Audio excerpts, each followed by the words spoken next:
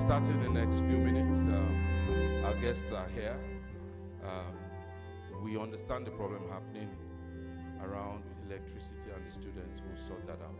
So I just want to crave your indulgence. Give us a few more minutes and the program will be starting. Thank you.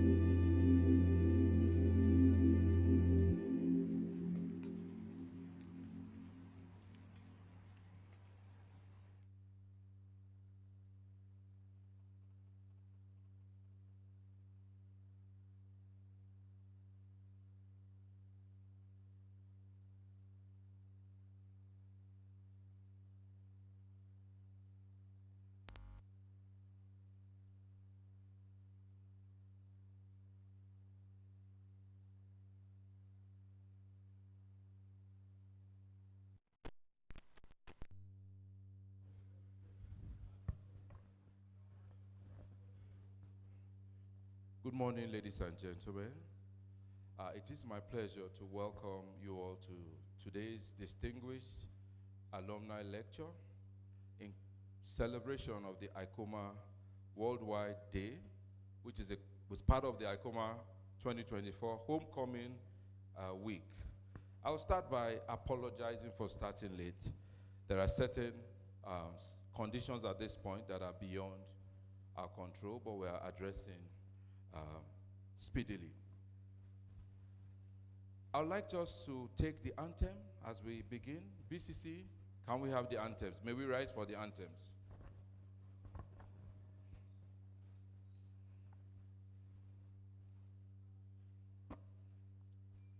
BCC, please.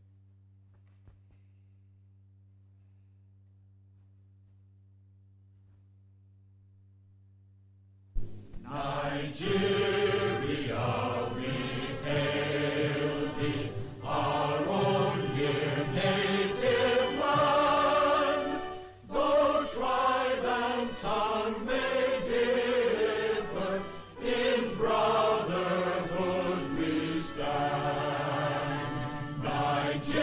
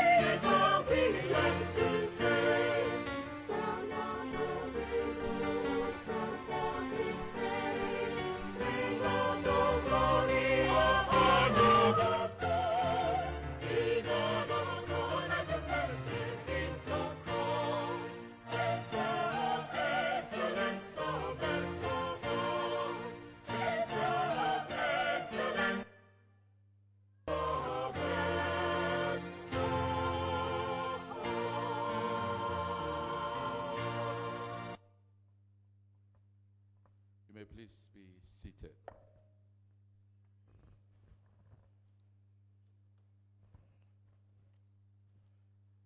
The Vice Chancellor, Professor K. Adeboale, in absentia, who's conducting the graduating ceremony of the University of Ibadan.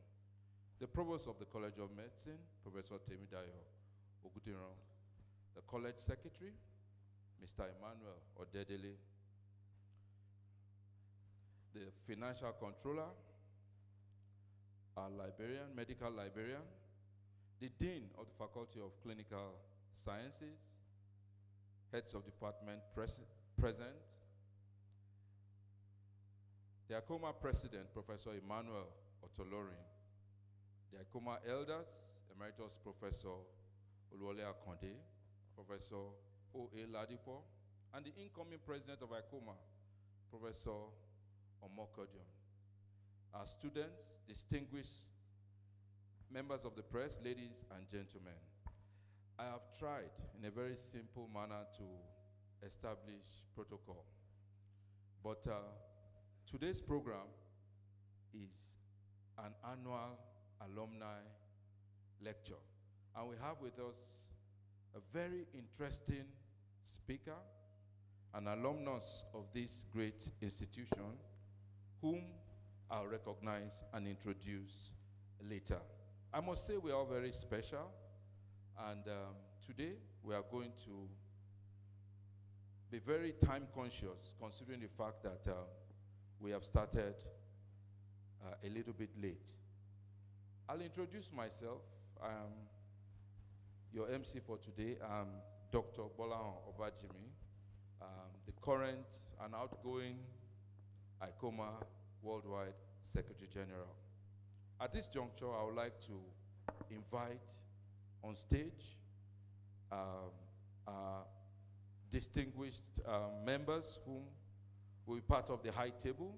And I would like to welcome the Provost, who is ably represented by the Dean of the Faculty of Clinical Sciences, Professor Taiwo Lawa. You're most welcome, sir. Please come up stage. I'd like to welcome our Financial Controller, sir. Please come up stage, sir. Our Medical Librarian too, Ma. You're most welcome.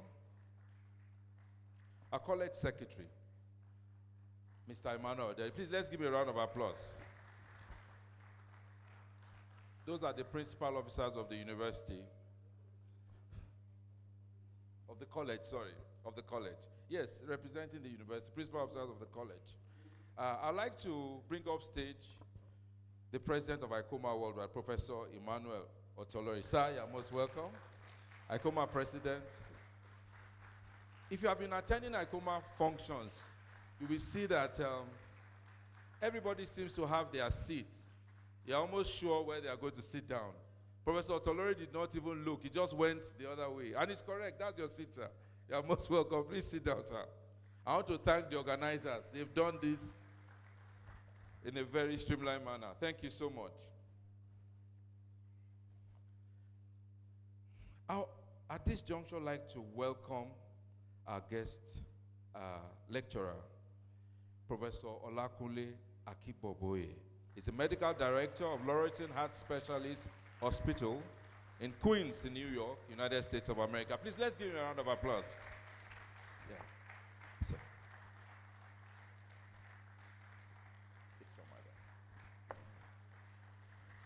Please, let's continue the applause. You are most welcome, sir.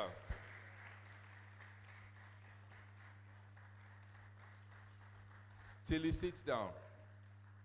It's just next to, yes. Next to Prof, yes.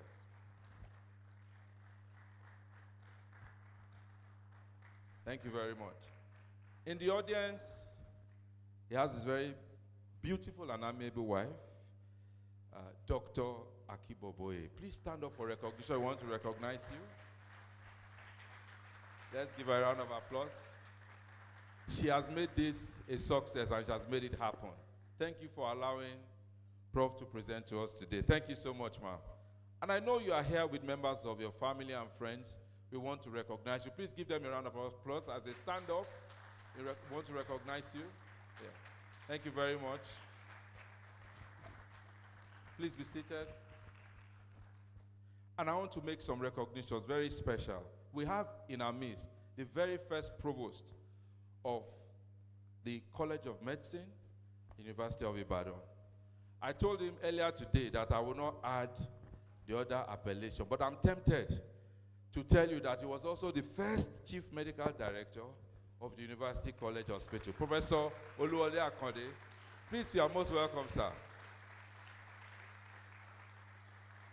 I would have loved to put you up stage, but because it will affect your neck as you are looking at the presentation, I think I'll just keep you in front of me, sir. Let's give you a round of applause.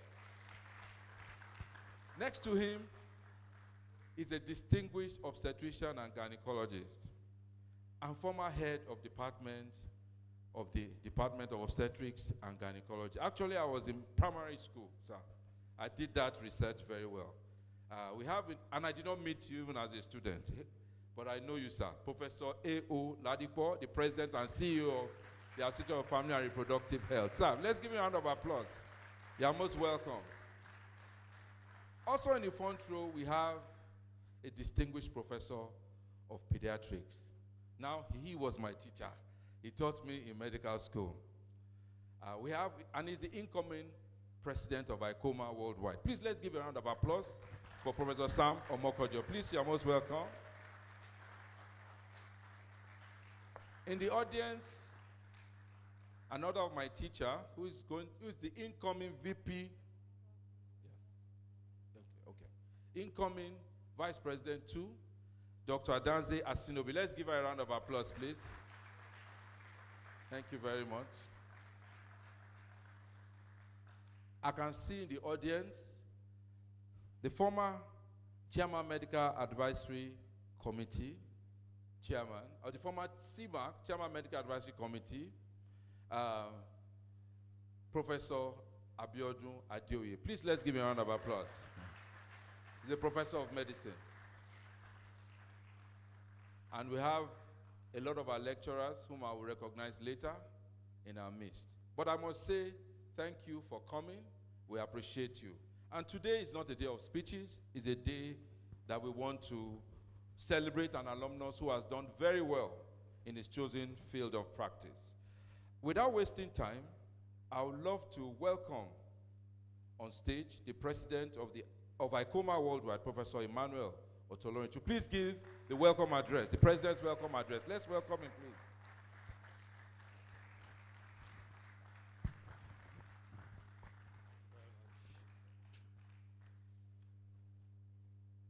Thank you very much, Dr. Bolahan Bajimi, our very able and active Secretary General of ICOMAA. The Vice Chancellor, who is unavoidably absent, the Provost, who is also unavoidably absent. Everything rests on you. The the Dean, who is representing all of them, I recognize you, and also recognize the principal officers of our dear college, and of course my teachers who are here, the first provost of this College of Medicine, and Professor Ladipo, my mentor, and of course the incoming president of ICOMAA Worldwide, Professor Mokodion. I must also recognize my dear wife, the immediate past national president of Medical Women of Nigeria.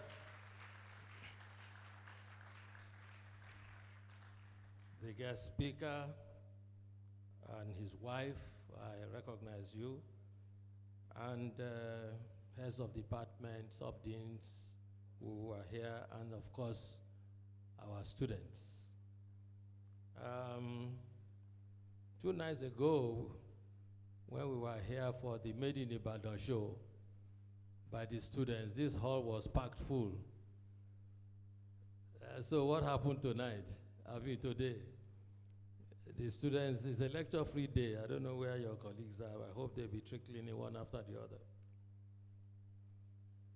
So, distinguished guests, esteemed faculty, fellow alumni, ladies and gentlemen, it is with a heart full of gratitude and pride that I stand before you today as the outgoing president of the Ibadan College of Medicine Alumni Association. As has been mentioned, I'm Professor Emmanuel Oladipo Otolorin, and it's been an immense honor to serve you as your president over the past 4 years. I am deeply grateful for the trust and support you have bestowed upon me during this journey. As I reflect on our journey together, I am filled with a sense of accomplishment and pride. We have shared many memorable moments and achieved significant milestones that have strengthened our association and its impact on the medical community. Over the past 4 years, we have undertaken several key projects and initiatives that have made a lasting impact. Our Indigent Scholarship Program has provided much needed financial support to deserving students, ensuring that they can pursue their medical education and other disciplines without financial barriers. The construction of the new hostel blocks is ongoing and is destined to provide a safe and comfortable living environment for our students, fostering a sense of community and belonging. We have also made significant strides in facility renovations, and this hall is one of them. I credit the class of 1988 and IMSG for this renovation here. And in particular, I would like to mention the equipment donations by the class of 1989 to the teaching hospital, enhancing the quality of healthcare services provided in our community. Specifically, as I said, we have supported this College of Medicine in all of its programs, whether it's orientation and induction ceremonies, nights of reminiscences, valedictory lectures by outgoing professors who have reached the age of 70, and so on and so forth. The supported student program, as at the time of this report, we raised over 131 million naira and 5,000 pounds for the scheme. And these have been disbursed to needy students.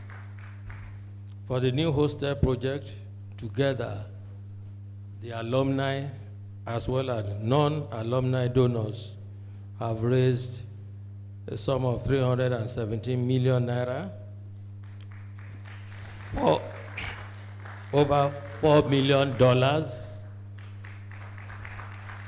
and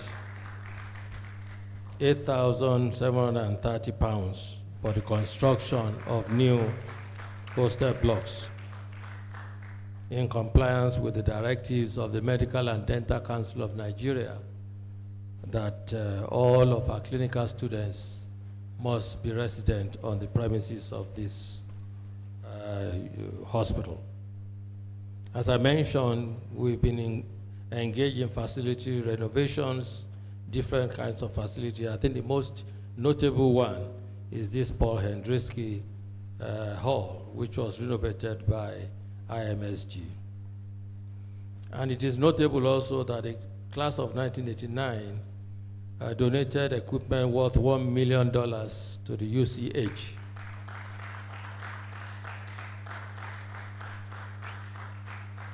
And for this reason, I am pleased to give the ICOMAA President's Annual Award to the class of 1989 for 2024. They reminded us that alumni should not just be supporting the College of Medicine, but also the affiliate University College Hospital. And we are very proud of that gesture, which they did for UCH. I hope this recognition will encourage many more alumni chapters or classes to intentionally support the University College Hospital going forward. And you and I know that they really need support at this time. And I'll come to that in respect of the power shortage problem. By way of acknowledgements, first and foremost, I want to express my sincere thanks to the outgoing executive committee for their unwavering dedication and hard work. Your commitment to our alma mater has been instrumental in achieving the goals we set out to accomplish. I must single out Dr. Bolahon Bajimi, our outgoing Secretary General and incoming first Vice President, for his selfless service to our association. He has been the pillar behind our activities during the last 4 years. I'm also very grateful to Dr. Mrs. Lola Akinboboye, our administrative officer, who is the only full-time staff of ICOMAA. She has been phenomenal in getting things done. Let me also seize this opportunity to congratulate our immediate first Vice President, Professor Yedun Yarulogun, on her elevation and appointment as the new Vice Chancellor of Chrisland University in Ogun State.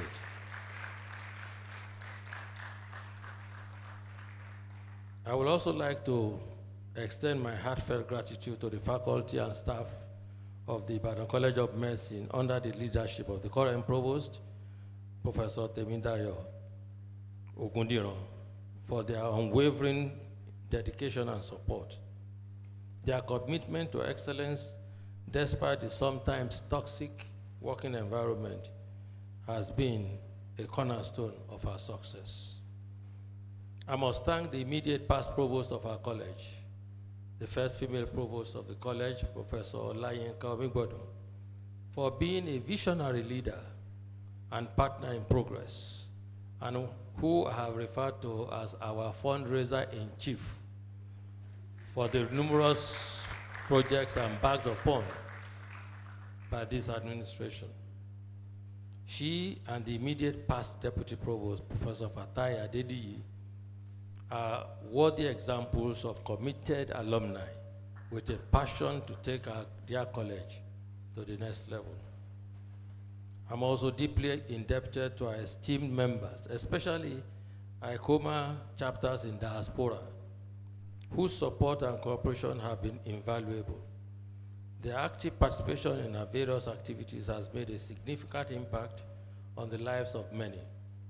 In the last 4 years, I've had the privilege to recognize many individuals and class sets for their outstanding contributions. Professor Olakunle Akinboboye, I thank you for accepting to be our 2024 annual guest lecturer. We are indeed very proud of your global achievements that have helped to keep our flag flying high all over the world. May God bless you and all of yours.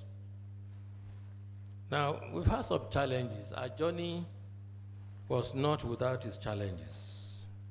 We faced a few obstacles, but through resilience and determination, we overcome them. These experiences have taught us valuable lessons and have made us stronger as an association. Regrettably, there's one big challenge that we were unable to resolve, and which I would like to pass on to the new executive. Professor Mokodion, I hope you are listening. This is the problem of electricity supply to the College of Medicine as well as the University College Hospital. It has become obvious to us that total dependence on the Ibadan Electricity Distribution Company for power supply is a big mistake. The organization lacks transparency in its billing system and has failed to recognize that healthcare delivery cannot be equated to for-profit industrialization. Putting the UCH in the band A fee sector is a disaster for healthcare delivery. Therefore, the College of Medicine and UCH need to urgently find an alternative power solution for these premises. And this could be solar systems with long-lasting lithium batteries for each of the blocks, hybrid solar and diesel systems, which combine solar energy with diesel generators for reliable power supply, especially during periods when there is poor sunlight. Wind power is another alternative. I sometimes dreamt of looking at our orchard in UCH. You know the orchard, when you enter UCH, on the right-hand side, there's an orchard. Sometimes I say to myself, instead of having orange trees, why don't you have a solar farm and just have solar panels all over the place, and they will probably supply electricity to the entire premises. And I have said to the administration of UCH and the College of Medicine, the Alumni Association will be happy to contribute to the establishment of an independent power supply solution for UCH and the College of Medicine.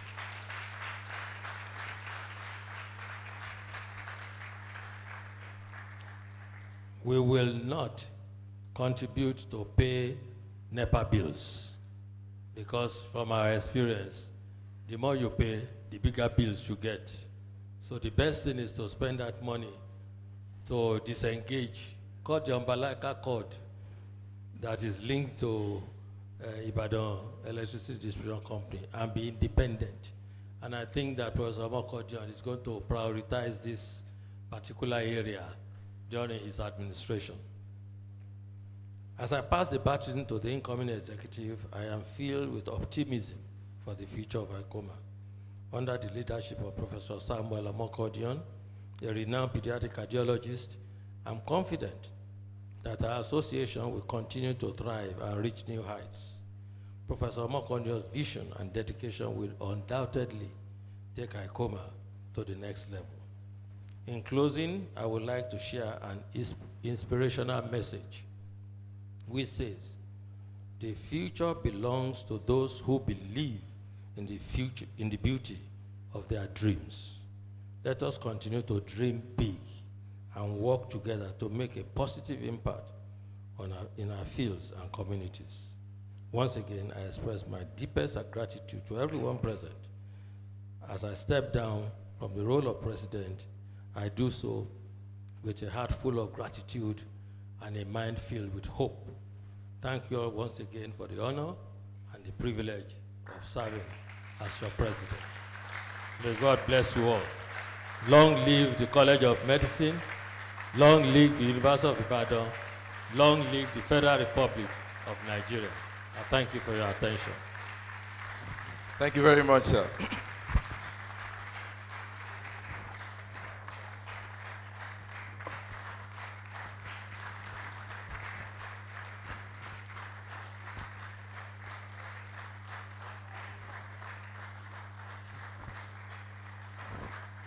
Thank you very much.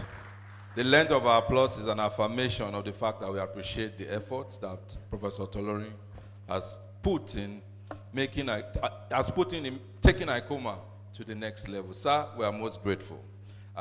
In our midst, we have a few persons I'd like to recognize. But I'd like to restart by recognizing our financial controller once again, Mr. Samson Ayoshino. I don't know how your name skipped my mind, but I was just wondering about my salary, that you are not the kind of person I should omit your name. Sir, you are welcome, sir. Please, let's give him a round of applause. And next to him, Mrs. Grace Ajuwon. I don't know what happened. It has come back to me. I've come to terms with the reality that I must remember your names. Thank you so much, sir. We have in our midst some of our teachers, Dr. Adedeji from the Department of Pharmacology. We appreciate you. And Dr. Debi from Medicine Department, a cardiologist from Medical Department. We appreciate you, sir. As a colleague of Dr. Adeoye, Professor Adeoye, rather. Thank you very much for coming. And while the program was, while the president was giving his welcome address, the chairman for today's occasion arrived in the person of the Director General of the National Action Committee for AIDS, and we're talking about Dr. Mrs. Temitope Ilori. She's a consultant family physician. She's a lecturer in the University of Ibadan. She's a woman of many parts. Let's give her a round of applause. Ma, you are most welcome. Very quickly, I'd like to invite the Provost of the College of Medicine, Professor Temidayo Ogudinro, ably represented by the Dean of the Faculty of Clinical Sciences, Professor Taiwo Lawal, to give the host address. Sir, you're welcome.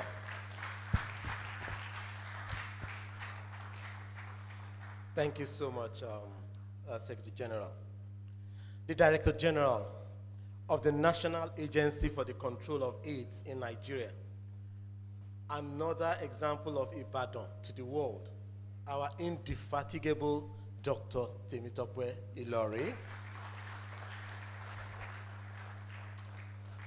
Deputy Registrar and Secretary to the College, Mr. Emmanuel Odedele. The Financial Controller, Mr. Samson Ayonshina. The Medical Librarian, Dr. Grace Ajuwon. The President of Ibadan College of Medicine Alumni Association Worldwide, our dear teacher of our teachers, Professor Oladipo Otolorin. The Foundation Provost of the College of Medicine, and the last Dean of the huge Faculty of Medicine, as it was known in those days, unrivaled and transmuted into the still unrivaled College of Medicine, Emeritus Professor Oluwole Akande. Foremost obstetrician. He was not my teacher, but he was the teacher of my teacher, somebody who taught the Adewoles of this world, somebody who taught the Ilesomis of this world, who has since retired. So he was not my teacher, but was the teacher of my own teachers, the Emeritus President of the Association for Reproductive and Family Health, Professor Oladapo Ladipo. The 2024 Distinguished Alumni Lecturer, Professor Olakunle Akinboboye, all the way from the Queens in the state of New York, in the United States of America. The incoming president of ICOMAA, another teacher of mine, Professor Sam Omokodion. The immediate past national president of the Medical Women Association of Nigeria, our own dear mother, Dr. Adekemi Otolorin. The immediate past chairman, Medical Advisory Committee, and director of Clinical Services Research and Training of the University College Hospital, Professor Abiodun Adeoye. Incoming members of ICOMAA Executive, ICOMAA Worldwide, our teacher, foremost Professor of Occupational Health, and the right hand and left hand of our incoming president, Professor Folashade Omokodion. Distinguished professors, heads of departments, cardiologists, teachers in the house, our dear students of the College of Medicine, gentlemen of the press, distinguished ladies and gentlemen, please accept my deepest apologies on behalf of the Vice Chancellor of the University of Ibadan, Professor Kayode Debowale, MNI, FAS, FSPSC, and the acting provost of the College of Medicine, Professor, the provost as well as the acting provost, both of them, they are unavoidably absent because of the ongoing convocation. It started yesterday, and today is one of the major days for the convocation. Otherwise, they would have loved to be here. As I mentioned earlier to Emeritus Professor Akande and the others, Professor Temidayo Ogudinro actually had plans for this event. He had planned that he was going to be here, while Professor Laleye, the Deputy Provost, will attend the convocation. But man proposes, but God disposes. Both of them are unavoidably absent. I extend our gratitude to the Ibadan College of Medicine Alumni Association on behalf of the Provost, and through ICOMAA to all our alumni all over the globe for your tremendous support over the years. The current time is really challenging in the life of our nation, and there are consequences of limitation of funding, especially in the health and educational sector. They are glaring, and we can see the effect all around us. As we work towards a lasting solution in conjunction with all stakeholders, and I'm very, very delighted to hear what Professor Otolorin had said earlier. We should take a moment and reflect. Can we look at the College of Medicine, University of Ibadan, and the sister institution, the University College Hospital? Let us remove the support of ICOMAA. Let's take a moment and remove the support of ICOMAA over the years. I don't have to go far. This hall we are in was renovated to the tune of 70, close to 70 million naira by two groups, the Ibadan Medical Specialist Group, as well as the alumni class. I think it's 1974. I stand to be corrected. It was an alumni class and the IMSG that put all of this together, this beautiful audiovisual. This all, if you had seen this all, you need to get the video that was recorded by the immediate past provost and see the state of this all. It's alumni that changed it, and it now looks quite presentable. If you go around the College of Medicine, you will see, in fact, hardly would you see any project that is not done or that was not due to the efforts of alumni. Not excluding the gigantic projects that's already had penciled down over $2 million United States dollars to build another hostel because of the challenges of accommodation in Alexander Brown Hall. So we take a moment to appreciate the president, the outgoing president of Ibadan College of Medicine Alumni Association for piloting the affairs of the association, but for gingering, most essentially for gingering the alumni not to be tired. It's very easy to be tired because you can decide not to give. We do not have a culture of giving back in our country. We can ask ourselves, even those of us who are young, how many of us have deemed it fit to go back to our secondary school to give back? It does not have to be money, but how many of us have given back to our secondary school? The little we can, time, energy. And then these people will work. If you work in any country in the world, you know how it is. Winter is there now. Professor Akinboboye and others should be there, enjoying or making money or go to the Caribbean for their vacation. But these people have spent their own money to book flights down here to participate in giving back to the alma mater. So this is something that we must never be tired. At the commencement lecture of the convocation yesterday by one of the youngest senior advocates of Nigeria, who was also an alumnus of the University of Ibadan. His speech was about gratitude. It was about gratitude. You can look at many things, talking to my own generation and the students now. You can look at many things and look at reasons not to want to give back to the institution that built you when you eventually graduate. But if you also look back, you will see the selfless sacrifices of many academic, non-academic staff, your parents, your family, nuclear extended family that contributes to making sure that you eventually graduate and you can be on your own.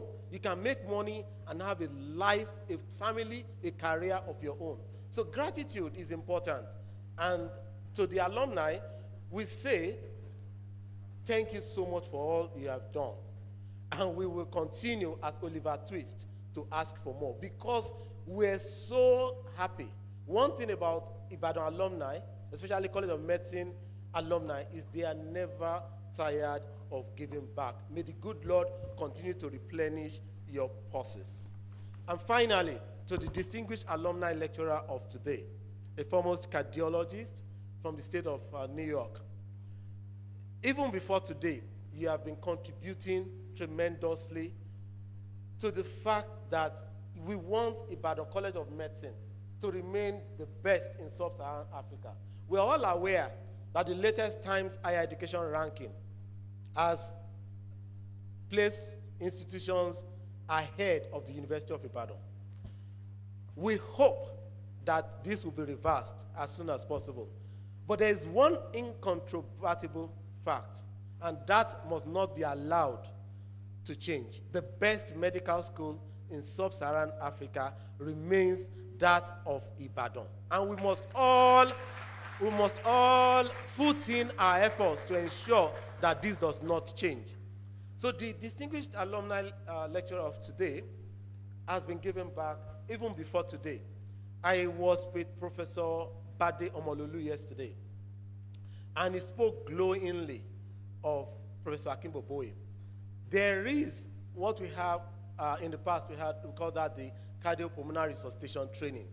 It was certified by the American Heart Association, and it ran for decades in this institution. We were one of the very first in sub-Saharan Africa, in the whole of West Africa, to have AHA certified CPR training. And our students were receiving that.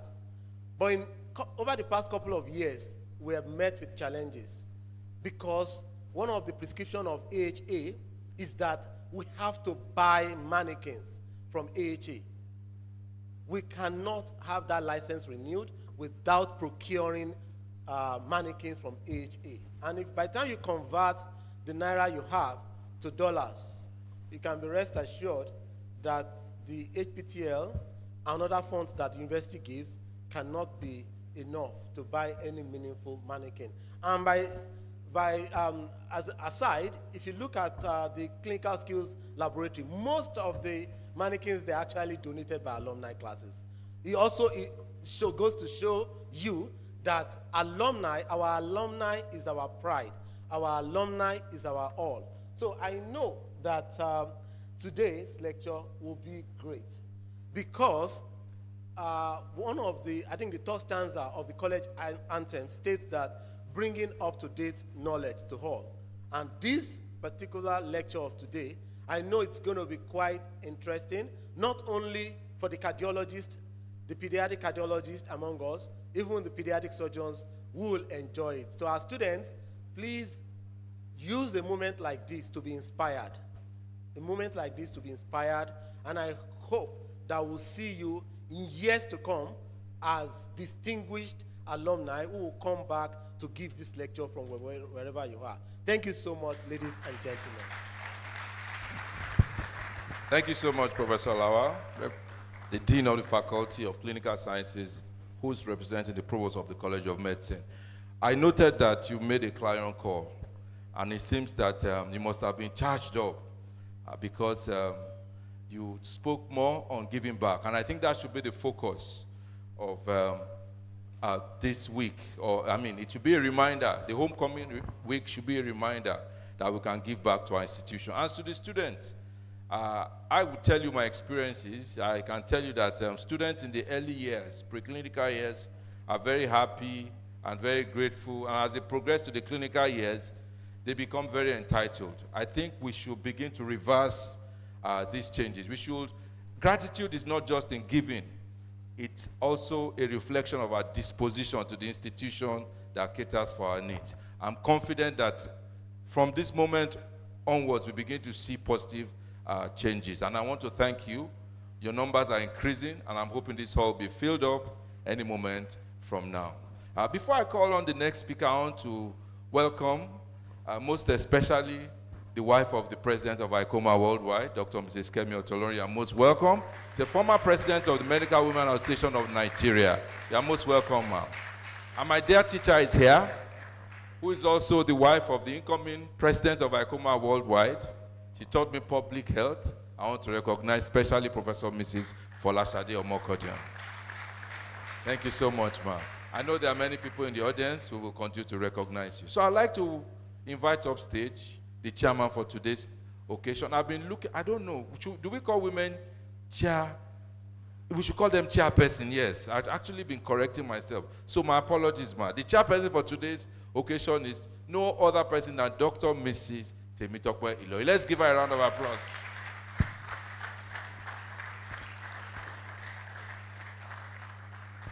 Thank you very much. Good morning, distinguished ladies and gentlemen. Good morning, my teachers, teachers of my teachers, my mentors, my trainers.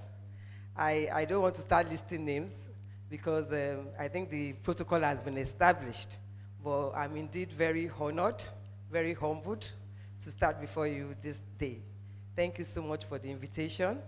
Thank you for having me chair this 2024 Distinguished ICOMAA lecture. I appreciate those on the high table, the librarian, thank you, Ma, the financial controller, the deputy secretary, secretary to the college, deputy registrar, I appreciate you, and all the other distinguished audience. Thank you so much.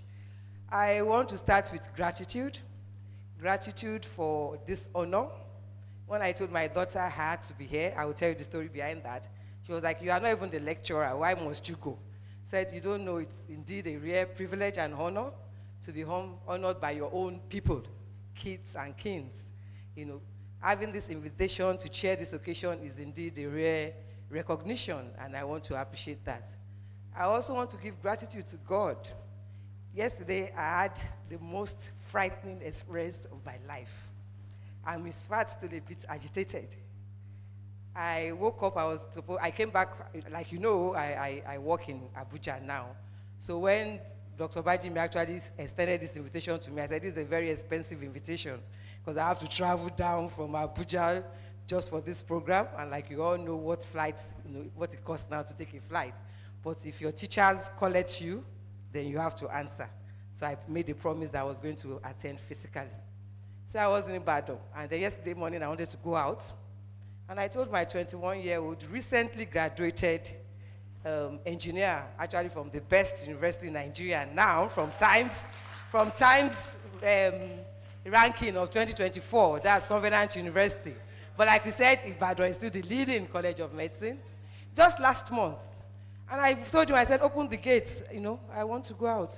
And he went to the gate, and we have this sliding gate, and the gate collapsed on him. I was still in my room. I just heard the bang, and I ran out. In fact, I was dizzy. But luckily, it was under the gate. It collapsed entirely on him. We had to literally drag him out of under the debris. I was frightened to my bone. Unfortunately, UCH, with all the challenges of water, no light, I couldn't bring him to UCH. I live in Akobo, so I took him to a very close institution, which is owned by a retired professor of UCH here. In fact, his name has been mentioned here this morning, but I will not mention his name, so it's as if I'm advertising for him. So I rushed him to the hospital. But as I was going in there, I was already calling colleagues, orthopedic surgeon, general surgeon, my junior colleagues, senior colleagues, friends. By the time I got to the hospital, I had like 4 consultants waiting to receive him. What am I saying? That is ICOMAA for you. That is Ibadan for you.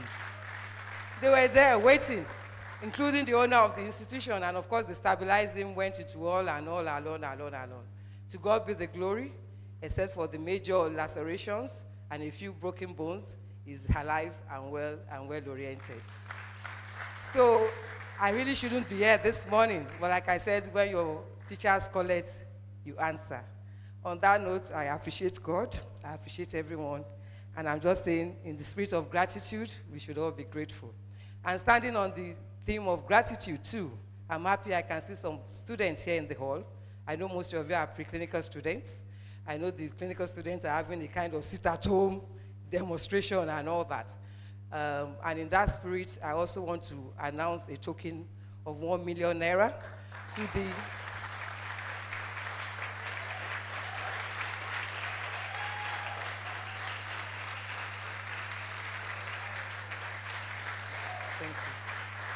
Thank you very much. Thank you. Please be seated. Thank you. Thank you. It is a deed and privilege. It is going to Alexander Brown Hall, though, so that they can buy.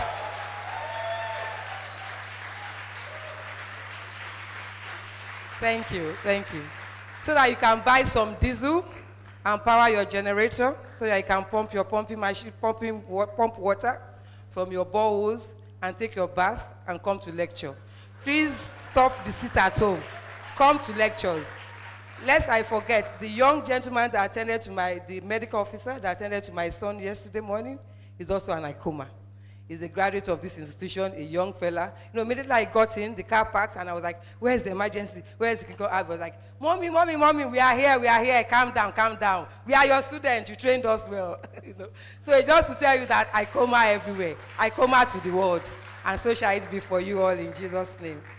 So I want to, at this junction, welcome you to today's 2024 Alumni Day and Distinguished Alumni Lecture, which is going to be held, by our distinguished Emeritus Professor, Professor Olakunle Akinboboye.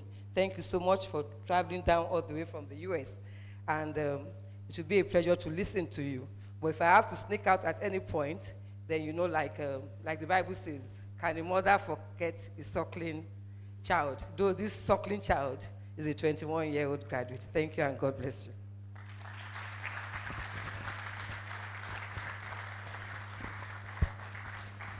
Thank you. A big thank you to the Director General of NACA for making it here. And we extend a heartfelt and warm appreciation for all you have done. And we pray for a speedy recovery of your dear son. Please, let's give her a round of applause. I was tempted to say that he should give me the money, the 1 million naira. Because the students, they've not shown enough appreciation. ICOMAA, I need you to clap, yes. But she has insisted that it goes to the students' body, the Alexander Brown Hall, and also to know that ICOMAA has paid naira to buy diesel for that day, about 200 liters. So I think everyone has their hands on deck, and all we can show in return is our heart of gratitude. So thank you very much, Ma. We appreciate you. We're moving very quickly to our distinguished alumni lecture. And I want to ask today's guest lecturer to please stand up as I read his citation. I must let you know that I asked for an abridged citation. And even in this abridged form, I really appreciate what you have been doing, sir. I decided to print it the way it was sent so that it is not altered and nothing has been added and nothing has been removed, sir. Please, let's give him a round of applause.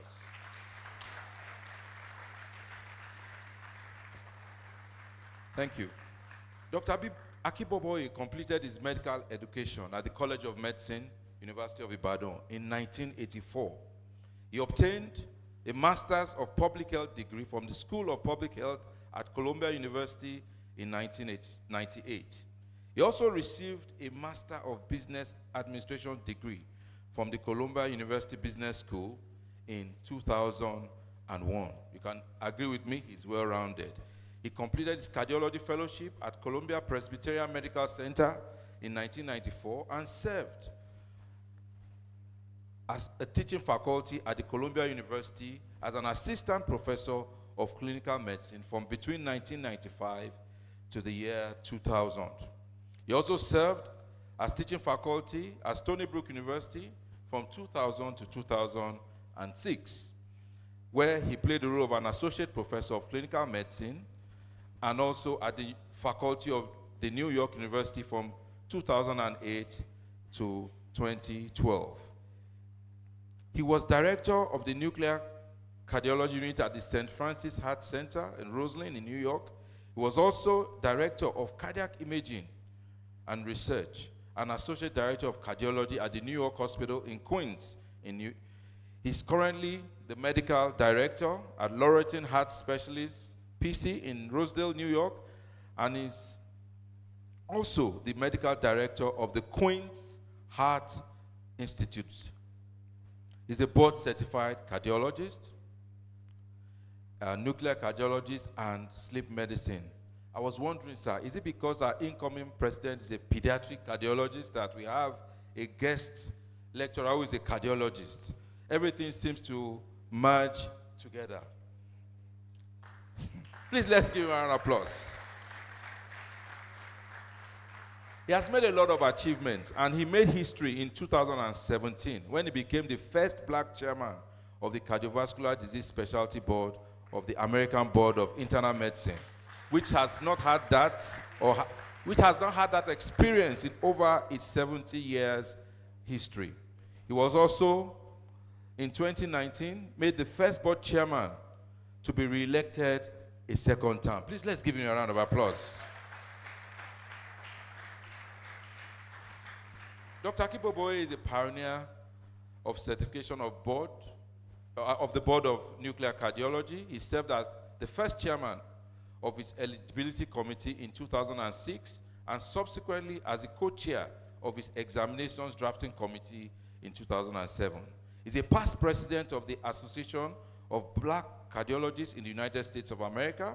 He's a past president of the Ibadan College of Medicine Alumni Association in the Americas. That group has split now. I think there's the North America is America and now Canada. He's currently a member of the Board of Trustees, the Ibadan College of Medicine Alumni Association in the Americas. He was a board member of the Association of Nigerian Physicians in North America. Dr. Akinboboye has over 150 publications, including abstracts, manuscripts, and chapters in books in the relevant fields, including hypertension, congestive heart failure, mental stress, and so many other things. Dr. Olakunle has received numerous awards. He received a humanitarian award from the College of Medicine, University of Ibadan, for the work he did in spreading the expertise in cardiopulmonary resuscitation in Nigeria. I think the dean alluded to that fact. He received a science award from the Queensborough president in New York and a congressional citation award from Queens County. He was selected by Castle Connolly as one of America's top doctors in New York metro area from 2005 to 2021. He was recognized by the New York Magazine as one of New York's best cardiologists between the years 2006 to 2008. And I must add on to it that he's happily married with children, and his wife is here to support him while he gives his lecture. Let's give a rousing applause as we welcome upstage Dr. Olakunle to deliver the 2024 ICOMAA Distinguished Alumni Lecture. Let's keep clapping, please. You're welcome, sir.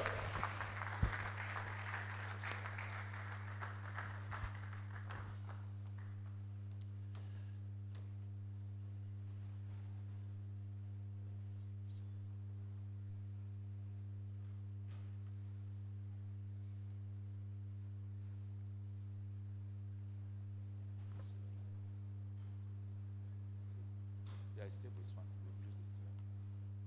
Just be sure that we are projecting. Please be seated.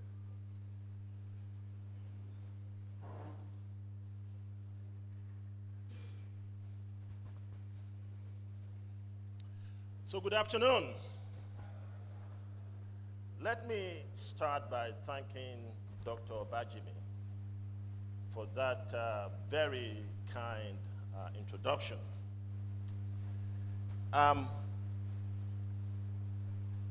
Provost of the College of Medicine, Professor Ogundiran, represented by Professor Lawal, my teachers in the audience, my seniors, my classmates, both here and on Zoom, my juniors, ladies and gentlemen, please grant me the indulgence of standing on existing protocol. It's an honor, a blessing, and a great pleasure for me to be with you this afternoon.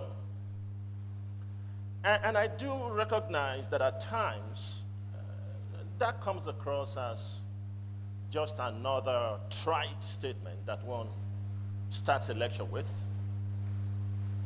But let me hasten to assure you that for me, it is indeed very true. You see, anytime I get an opportunity to come to a podium at the great College of Medicine, University of Ibadan,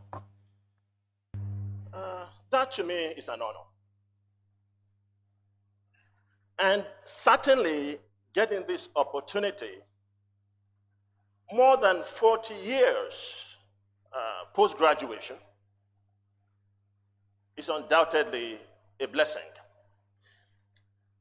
And ever since I got into town last night and had an opportunity to catch up with some of my friends and classmates in town, and I'm talking about folks like Dr. Femi Ogunlosi hiding over there, Dr. Akinboboye. I didn't get a chance to catch up with Professor Adeni Bekon and Dr. Lara Adeleye, but it's been nothing but an absolute pleasure. Because ever since these gentlemen, and I'm talking about Dr. Ogunlosi and Dr. Shodipo, ever since we graduated, whenever we got together since then, always turned out to be an opportunity for rehashing the past, telling some old Ibadan stories, catching up on some new ones, and cracking some rib-cracking jokes. And I can assure you that last night was not by any means an exception. My only regret is that I may not be able to share any of these jokes with you, but I certainly will be glad to share my views on drug management of heart failure with reduced ejection fraction. I know I have chosen a title that is somewhat provocative, at least in the way that I titled it, The Method to the Madness and the Madness in the Method. And I took this title, by the way, from a conversation that I had with one of my patients, a big white American fellow. He came to my office several years ago, sat in my chair, and said, "I heard you're a good cardiologist." I said, "Well, thank you." He said, "I'm looking to change my cardiologist." I said, "If I may ask, why are you looking to change your cardiologist?" He said, "Because he's crazy." I said, "Your cardiologist is crazy? How so?" He said, "I tell you what." I said, "He has me on 2 blood pressure medicines. My blood pressure is 100/60. He's talking about adding another one.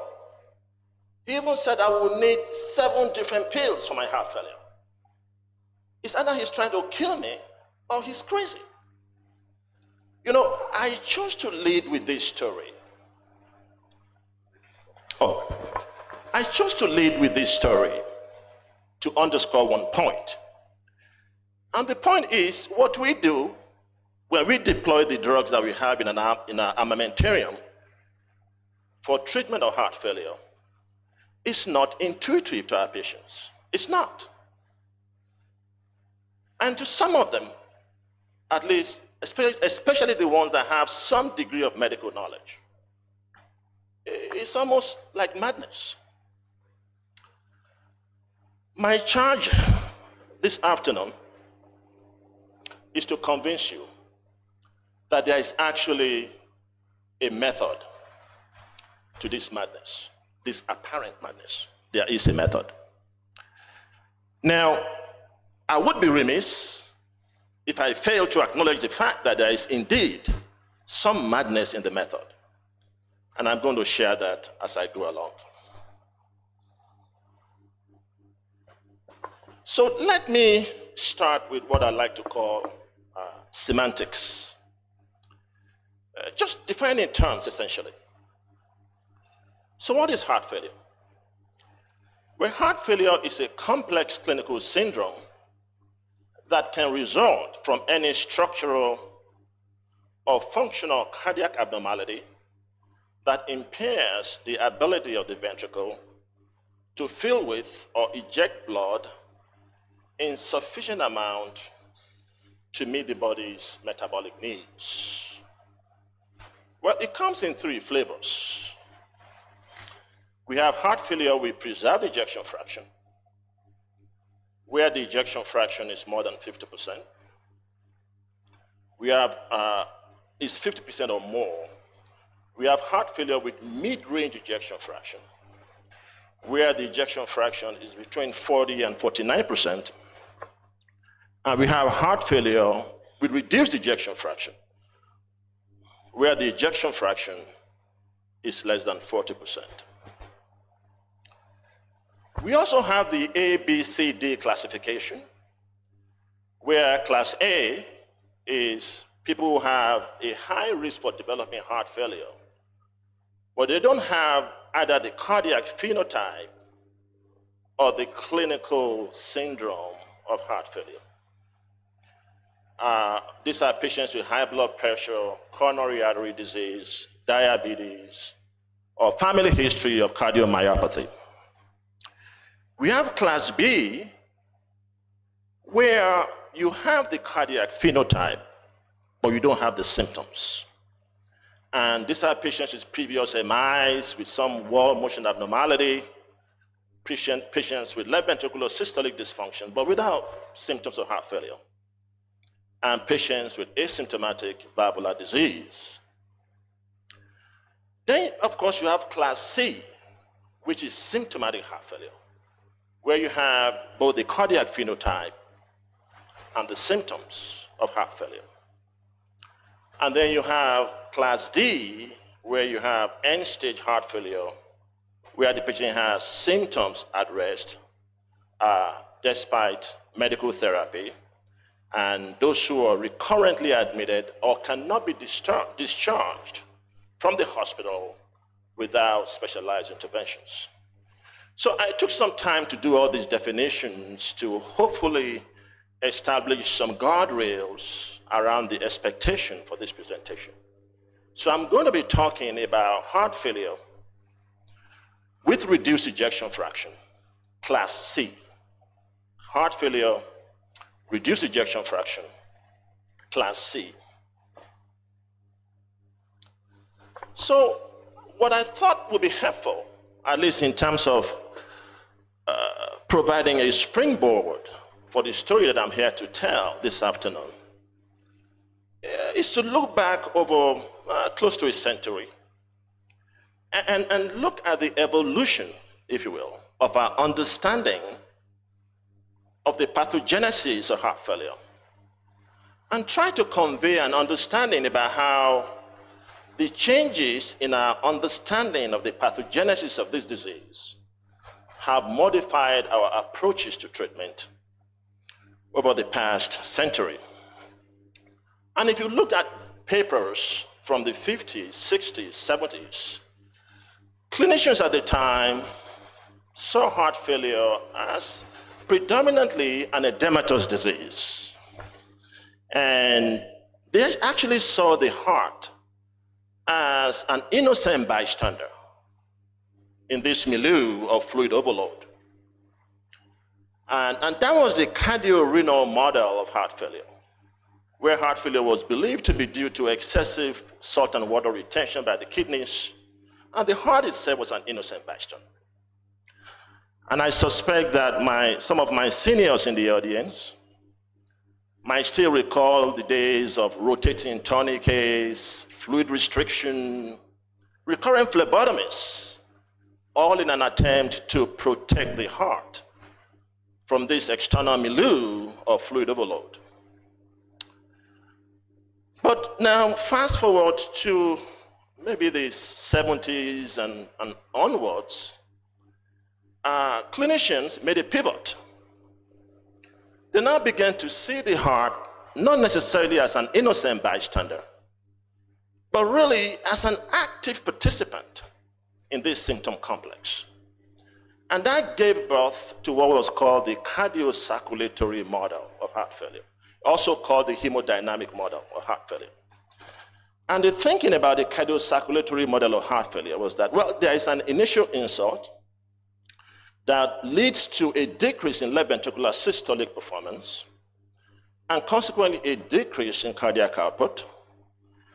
And then you have compensatory peripheral constriction, vasoconstriction, so as to maintain perfusion pressure to the organs. So naturally, the kidneys will see this decreased perfusion as a preload problem and will then begin to reclaim more water and sodium. So essentially what you have, I don't know if you've seen it, my cursor, what you have here is that you get peripheral vasoconstriction, you get fluid retention, and all of those essentially increase both the preload and the afterload on the ventricle. And that then translates into more worsening of left ventricular performance. And then you get the vicious cycle that leads the heart to irreversible failure. So that's a story that sounds very logical and seems to make a whole lot of sense. And at the time, we figured that, well, the way to beat this disease was to focus on the poor contractility of the ventricle, find ways to decrease peripheral resistance, and find ways to decrease venous return. And this was called the treatment tripod of heart failure.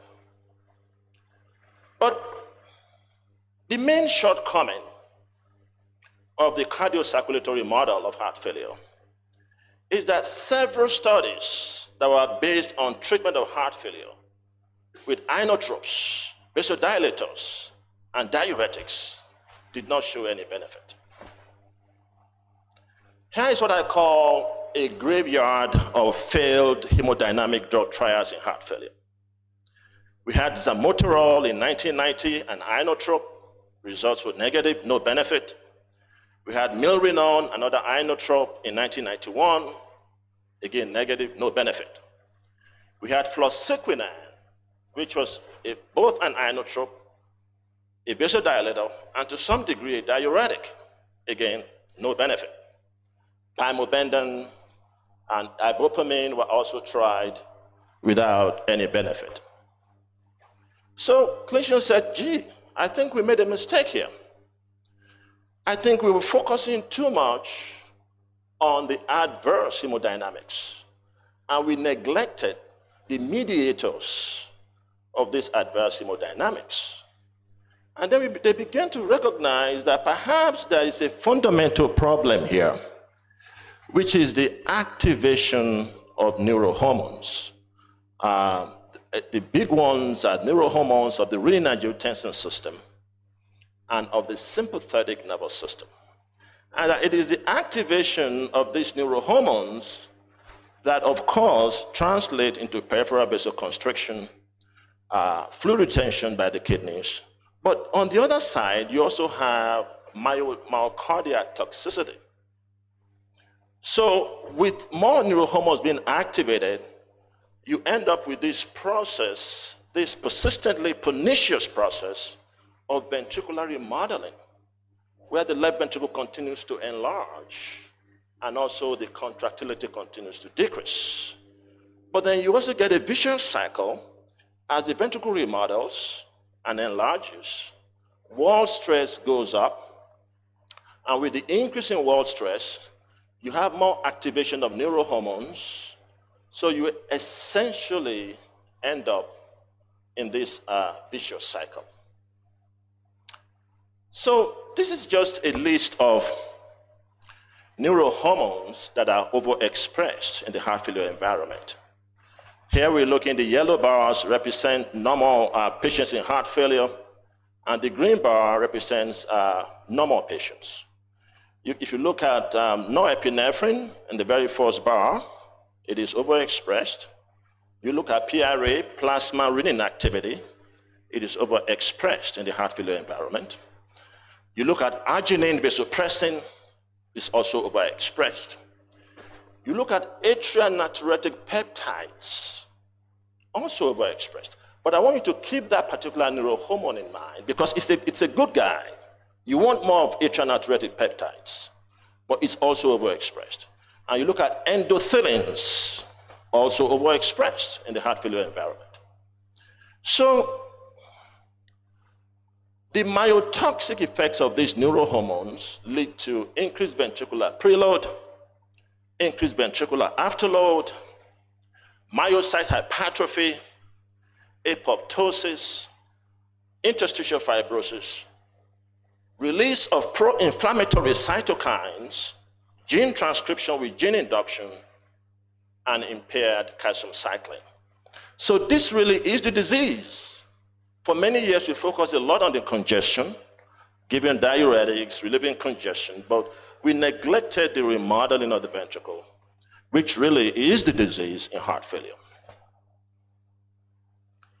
So around 1999, in 1999 actually, the major societies in the United States, cardiac societies, came up with this landmark statement that neurohormonal antagonism is the cornerstone of heart failure management. So from that time on, we began a war on neurohormones. The first neurohormones that came that became very prominent were neurohormonal antagonists that became very prominent were ACE inhibitors. And I still remember when the consensus trial came out in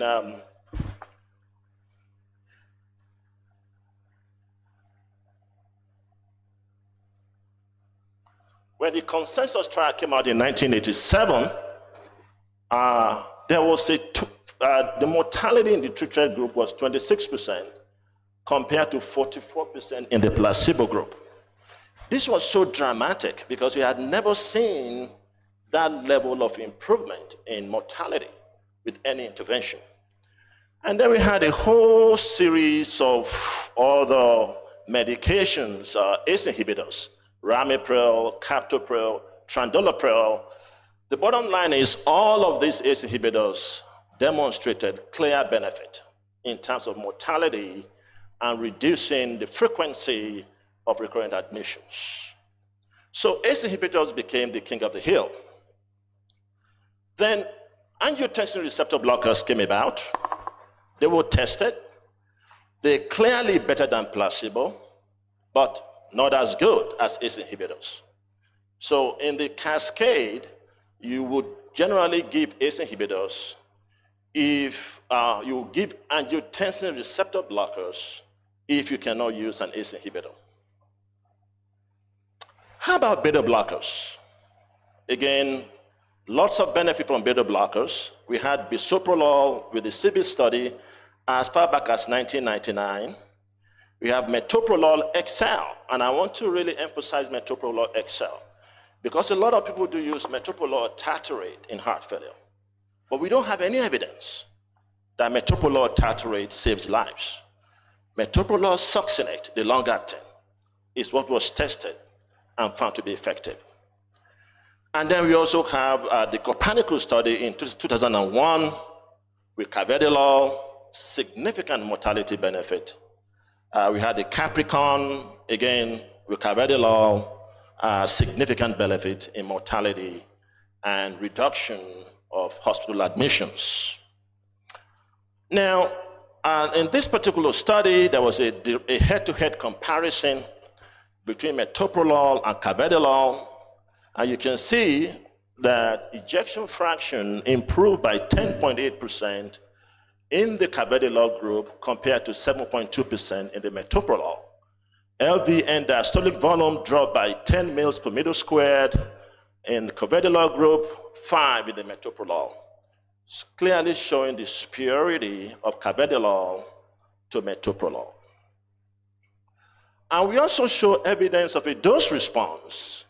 As you increase the dose of carvedilol from 6.25 to 12.5 to 25, you see progressive increase in left ventricular ejection fraction, and you see progressive decline in mortality.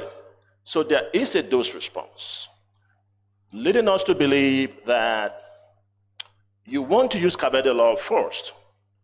If it's not available, then you can go to metoprolol. Now, how about the other component of the renin-angiotensin system, aldosterone? As we all know, angiotensin 2 will essentially act on the adrenal cortex, leading to release of aldosterone, and aldosterone essentially leads to sodium retention and electrolyte imbalance, as well as LDH. And you can block aldosterone, of course, with spironolactone. Does that translate into improvement in mortality? And the answer is yes.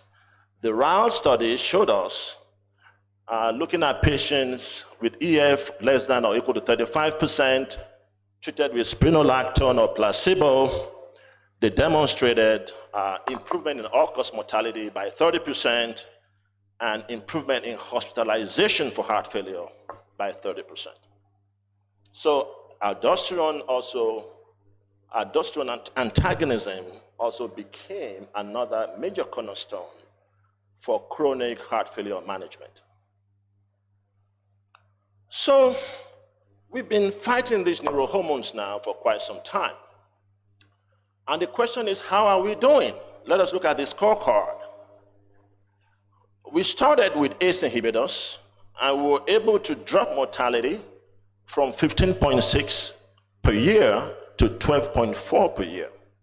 Of course, we were very happy with this. Then with beta blockers, before that dropped mortality from 11.9 to 7.8%. We became ecstatic. And with aldosterone antagonism, we were able to drop it from 7.06 to 6%. We became almost delirious with joy. So, are we happy where we are? Should we bring out the wine glasses and champagne and begin to celebrate? Well, let's look at it. 6% mortality despite using ACE inhibitors, beta blockers, and aldosterone antagonists. That means if you sort of work the math out, that means over 5 years, 30% of our heart failure patients will be dead. Is that an acceptable outcome? And when you look at these studies, we just have this vexing problem of this residual 5 to 6% mortality that we cannot seem to overcome. Well, the late great American poet, Maya Angelou, once said that a bird does not sing because it has an answer.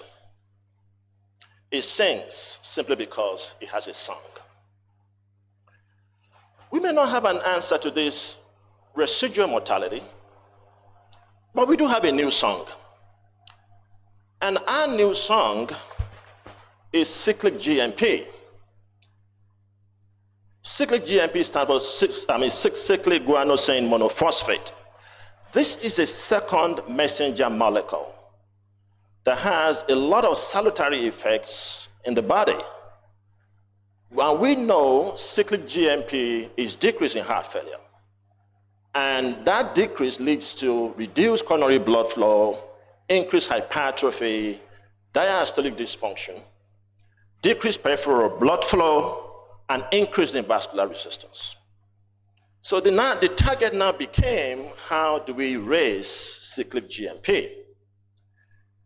As I mentioned to you when I showed you the neurohormones that are overexpressed in the heart failure environment, I mentioned the natriuretic peptide system, and I said they were good guys. You want more of them. Because the natriuretic peptides can actually increase cyclic GMP. There are two main ones, the atria natriuretic peptide, which is present in the cardiac atrium, with secretion, with any elevation of atrial pressure is a compensatory mechanism. The atria will release more peptides to cause peripheral vasodilation. The challenge with atria natriuretic peptides is that it's so short-lived. The half-life is only about 8 minutes. It is removed by endopeptidases in the blood. Another good peptide is brain natriuretic peptide, BNP. Again, it has a very short half-life of 20 minutes. It is also removed by endopeptidases.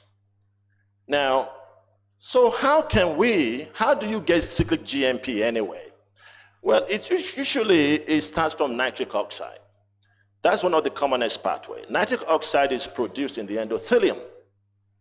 And when it is released into the myocytes, it will act on soluble guanylate cyclase.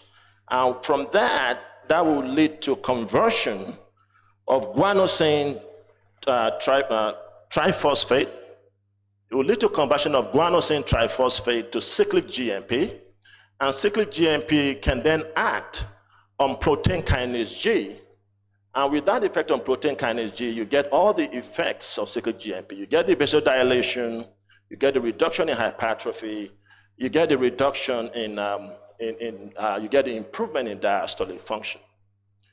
You can also go through natriuretic peptides to increase, which will act on particulate guanylate cyclase, and it can also lead to more production of cyclic GMP that can act on protein kinase G to give you more vasodilation, reduce ventricular hypertrophy, reduce wall stress. So that was the basis of the paradigm heart failure study. The paradigm heart failure study looked at sacubitril valsartan. What is sacubitril? Sacubitril is simply an agent that blocks the endopeptidases that destroy the natriuretic peptides. The main endopeptidase that destroys natriuretic peptides is called neprilysin. Sacubitril blocks neprilysin. By blocking neprilysin, it will raise the level of natriuretic peptides.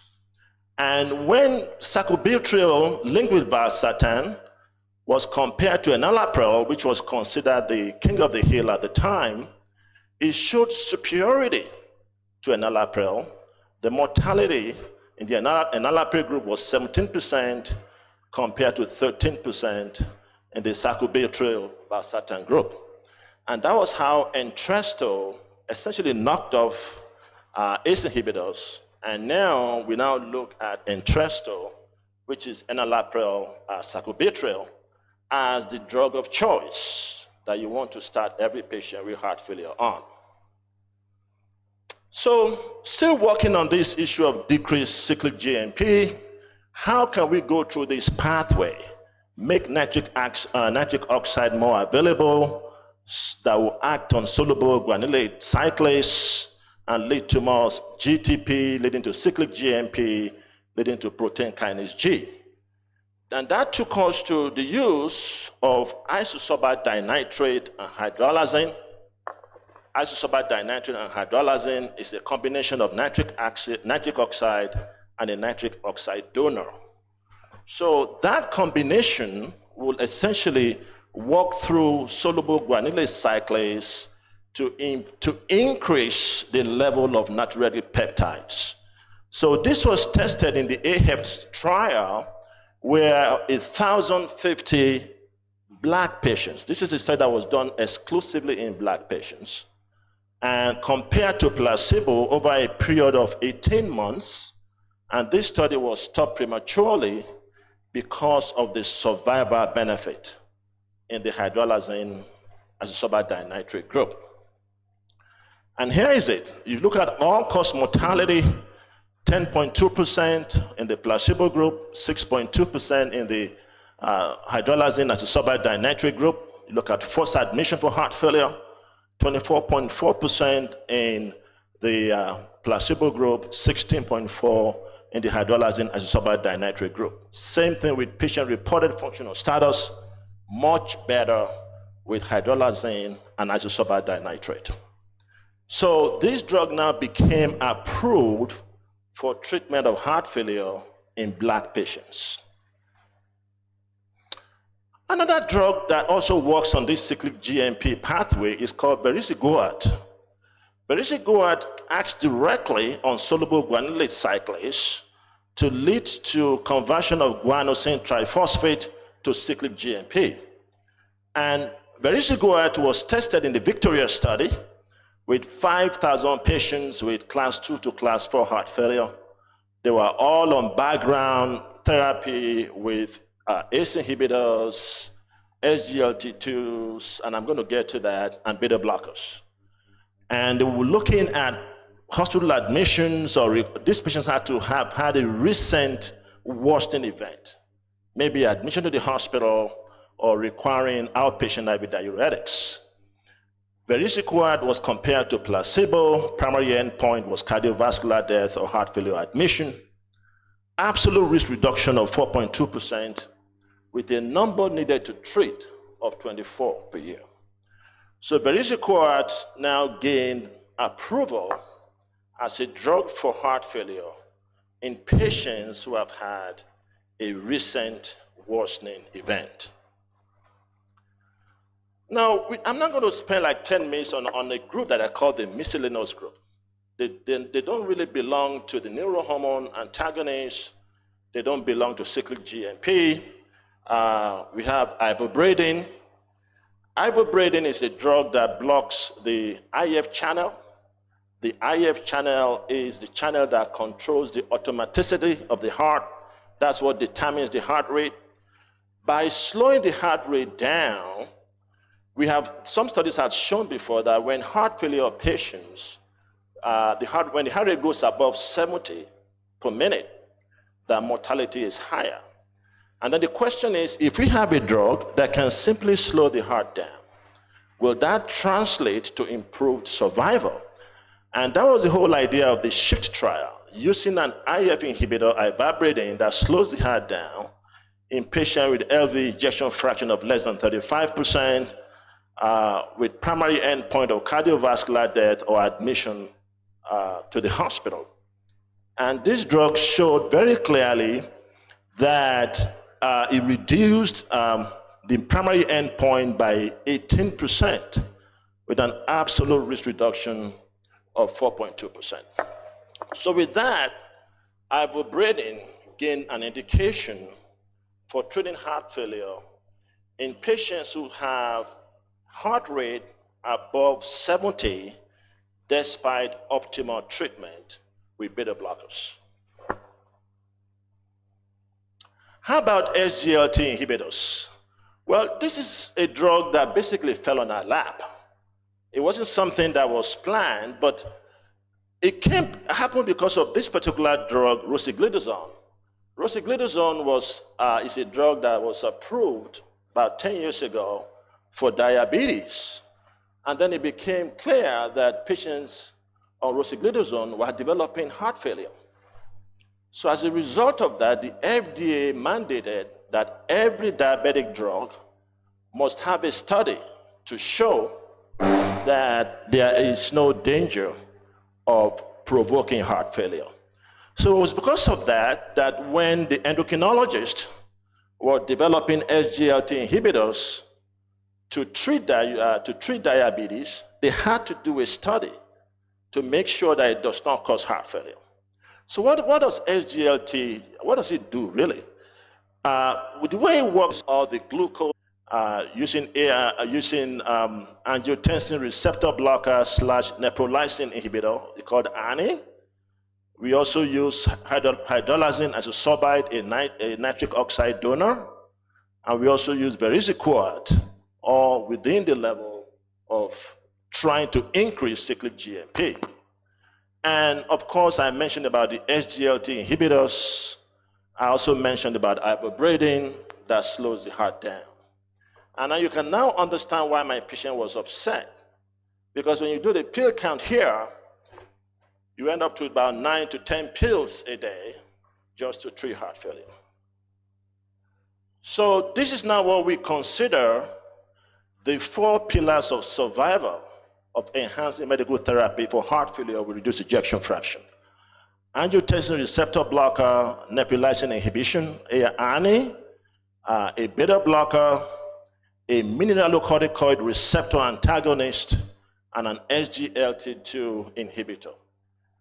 It is expected that every patient with chronic heart failure, unless otherwise contraindicated, should be on these 4 drugs. Now then the question arises, how do you prioritize?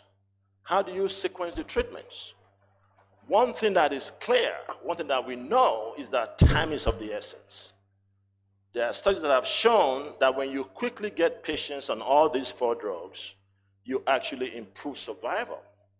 So the goal now in the US is that you want to make sure you get all these drugs on, preferably within 2 weeks and not longer than 3 months. But how do you do it?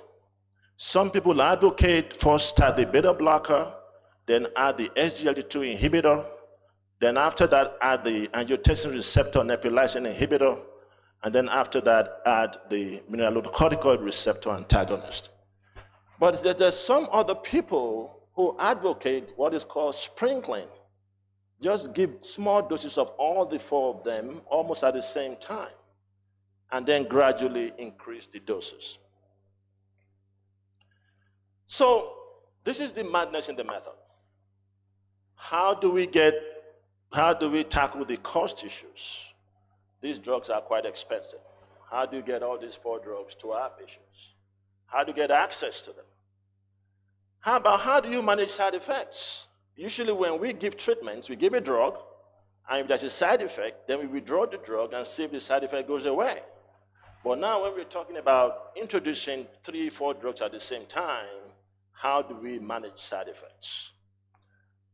Also, the stress of taking many pills daily. And how then do you assess relative efficacy?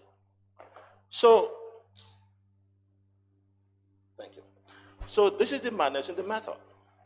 How do we handle this? So as I continue to look at the evolution of our understanding of how to manage heart failure, and as we peel more and more layers of this very complex onion that we call heart failure, I'm reminded of the everlasting comments of a former Defense Secretary of the United States, Mr. Donald Rumsfeld. Mr. Rumsfeld, at the twilight of his career and at the height of the US-Iraq war, made these everlasting comments. Yeah. He said, there are things that we know, that we do know. And these are the known knowns. And then he said, there are things that we know that we do not know. And these are the known unknowns. And there are things that we do not know, and we do not know that we do not know them. And these are the unknown unknowns. So what I have done in the past 40 or so minutes was to dwell heavily on the known knowns in heart failure. I guess you might call them the core concepts. And I believe I speculated here and there on some of the known unknowns. And it is my hope that I might have stimulated some of the younger ones in the audience to think more critically about the myriad known unknowns and unknown unknowns in this very complex syndrome that we call heart failure. Because I certainly would be remiss if I don't admit that what I've shared with you today is largely the American story. And as we begin to enter more and more into the era of personalized medicine, I'm ever so cognizant that, of course, there is a Nigerian story. And that Nigerian story may not always be in complete lockstep with the American story. But it is a story that needs to continue to be told. And I thank you.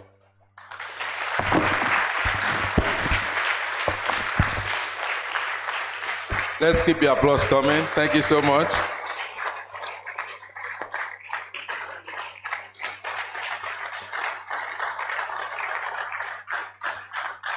Thank you, sir. May please be seated. I'd like to recognize in our midst the cardiologists from various fields. I note we have the pediatric cardiologist here, Dr. Adebayo. I saw Dr. Oga. I saw Professor Adeoye. I saw Dr. Adebi. They all seem to be complete. You're all very welcome. I want to also thank our former DC Mark, Dr. Inyo. I know your wife is here too. You are most welcome, sir. It's a family matter.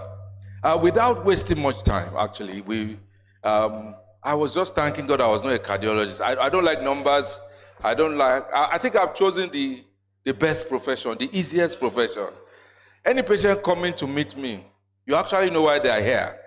It's either that tummy is very large, I know, they need to deliver, or when you see them and the husband walk in, they need to conceive. There's no middle of the road in our profession. There's no unknown, where all our patients are known. Thank you so much, sir. It was a very stimulating lecture. I just want to quickly take the chairman's closing remarks. She's told us why she has to leave a bit early. So we'll just quickly take her remarks. We go into the presentation of plaques, and then we are fairly rounding up soon. Thank you for your patience. I'd like to welcome stage Dr. Temitope Ilori, the Director General of the National Agency for the Control of AIDS. You're welcome, ma. Thank you so much. Thank you so much. Wow, that was a fantastic lecture. He beautifully, wove the physiology into pharmacology, into cardiology, and even into public health, and all whatnot. It's wonderful. We really appreciate you for that lecture, and I'm sure we have learned the method to the madness, and the madness in the method. Please, let's give him another round of applause.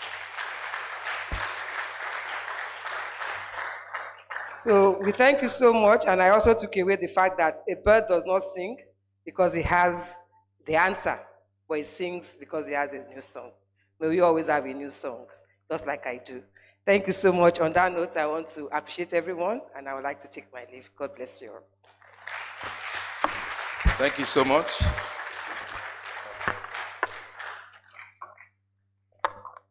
I'd like to recognize the director of IMRAT, Professor Ike. Please, let's give her a round of applause. She's also an alumnus of our great medical school. I also recognize Dr. Olubukola Olale, a former sub-dean of physiotherapy. Let's give her a round of applause, please. And at this juncture, I'd like to welcome the college secretary to make a presentation to our guest lecturer. Mr. Emmanuel Odedele, you are most welcome, sir.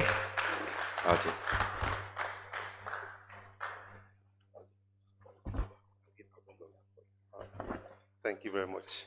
Well, to do this, I would like to invite the outgoing president of ICOMAA, Professor Emmanuel Otoloni, to join Emmanuel Adetunji Odedele to do this presentation. So you are sandwiched between two Emmanuels. I see that. So on behalf of the college and of course the ICOMAA, on behalf of the provost and the entire management, students, staff of the College of Medicine, University of Ibadan, the first and the best, no doubt. It gives us great pleasure to present this in appreciation of your erudite delivery of the ICOMAA Worldwide 2024 Distinguished Alumni Lecture today, Thursday, 14th November 2024. We really appreciate you.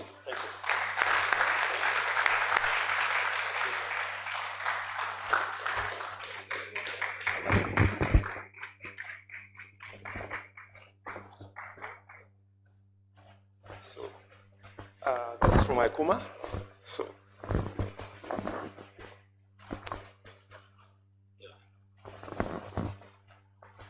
on behalf of ICOMAA Worldwide, we recognize you and thank you for this lecture.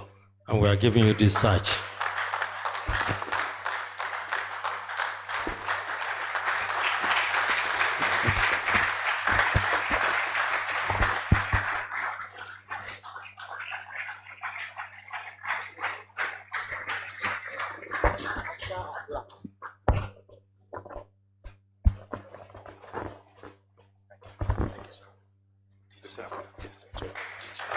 So, ICOMAA President, sir, we still have one more to do. The second presentation is to the Director General of NACA, our own Dr. Temitope Ilori.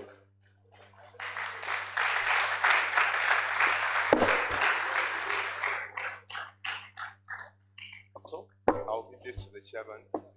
All right. On behalf of the management, the entire management, staff, students of the College of Medicine, University of Ibadan, you are one of us. So it gives me great pleasure to present this plaque to you. This is in recognition of being the chairman at the 2024 Distinguished Alumni Lecture held today, Thursday, 14 November 2024. We appreciate your sacrifice. We appreciate your presence. And we also appreciate your benevolence, your support to our students. Thank you very much.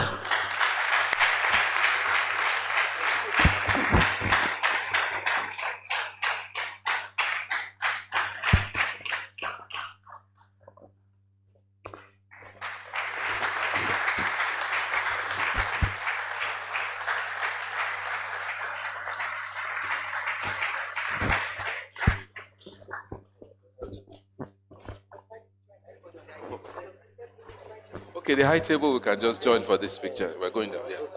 I want to call on a former Professor, Emeritus Professor Akinboboye, Professor Oladipo, incoming President, Professor Mokojo. Please come up stage to just take pictures.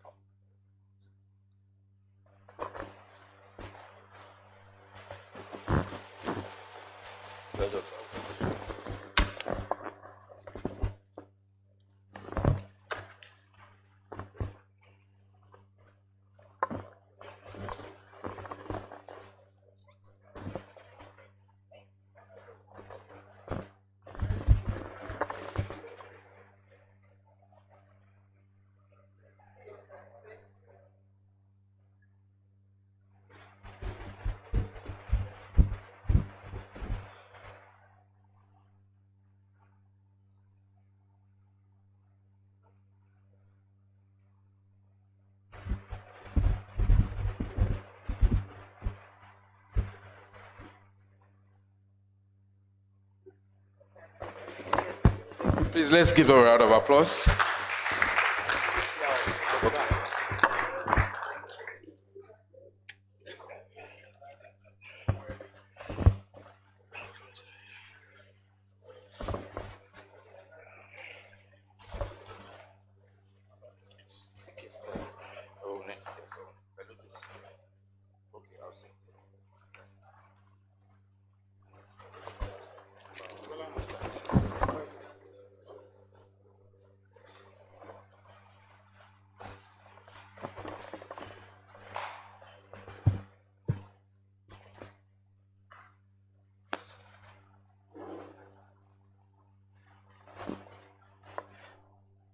Just before we continue the presentation of awards, I want to recognize a former VP2 of ICOMAA Worldwide, Professor Caleb Adegbenro. You are most welcome, sir.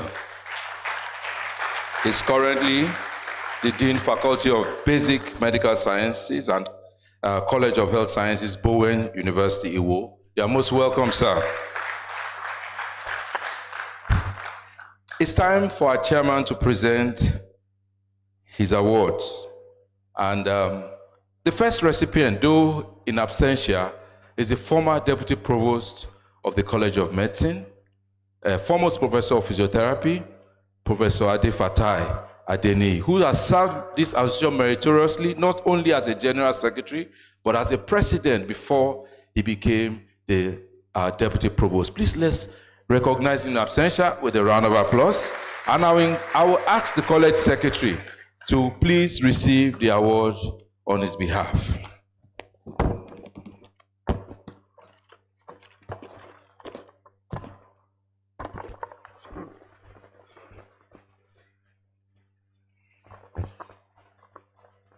Thank you. I should clarify that we did give the immediate past provost the award at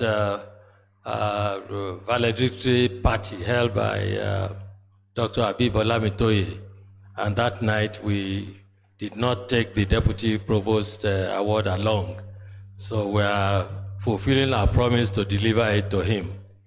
So this Distinguished Service Award is presented to Professor Fatai A. Adeniyi in recognition of his outstanding performance as Deputy Provost College of Medicine and tremendous support to ICOMAA worldwide. This day, 2nd August 2024. Help us to deliver it to him.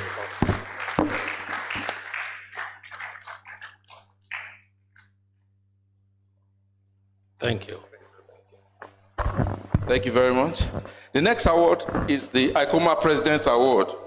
And this is to, well, I would say the best performing class.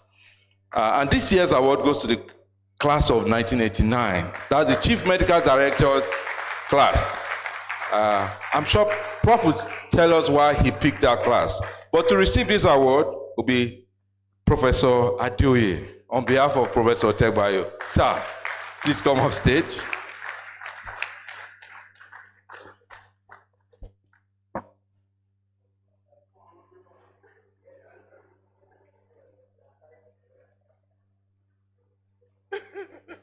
Well, let me explain why this year's presidential award is going to the class of 1989. As CMAC, you remember that we've had discussions, yes, and UCH has always felt that ICOMAA was being a little bit partial towards the College of Medicine and less supportive of UCH. And we did promise that we would not forget UCH because they are integrated, UCH and College of Medicine. So we are very proud of the class of 1989 for remembering the importance of supporting UCH and donating medical equipment worth $1 million to UCH. And for this reason, they are winning this year's presidential award. So the 2024 ICOMAA President's Award is presented to MBBS class of 1989 in appreciation of the consistent contributions towards the development of the College of Medicine, University of Ibadan, and University College Hospital Ibadan. This day, 14th November, 2024.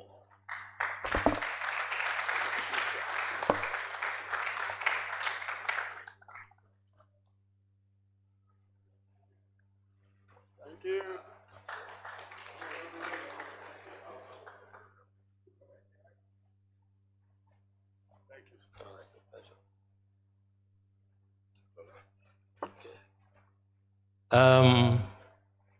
Lola Akinitire, where is she? Lola, are you in the? Please come forward.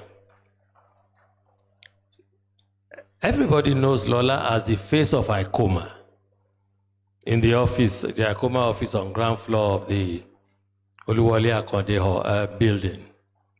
She is the administrative officer. She is the powerhouse that keeps everything rolling. She is the only full-time staff of ICOMAA, and she keeps everything rolling from year to year. So as this executive is leaving, we want to recognize her. So this is a Distinguished Service Award presented to Dr. Lola Akinitire in recognition of her brilliant performance as Administrative Officer of ICOMAA Worldwide. This day, Thursday, 14th September, 2024. Congratulations.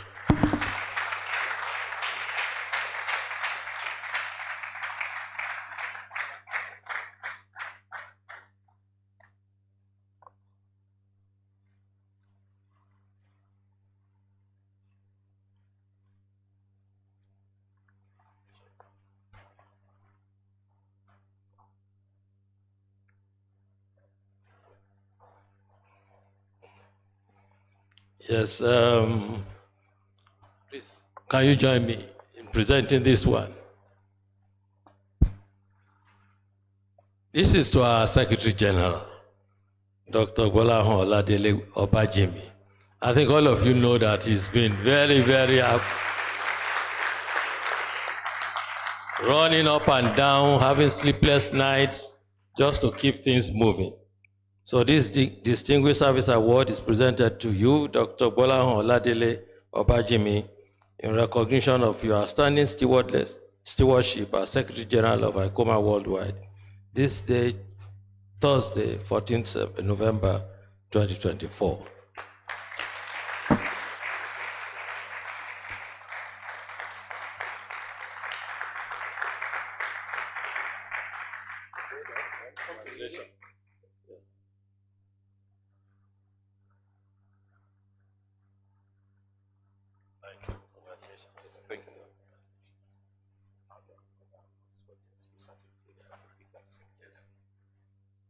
We have certificates also for all members of the executive, of the outgoing executive, and they can pick this up in the office of in the admin office with Dr. Lola Akinboboye. Thank you very much.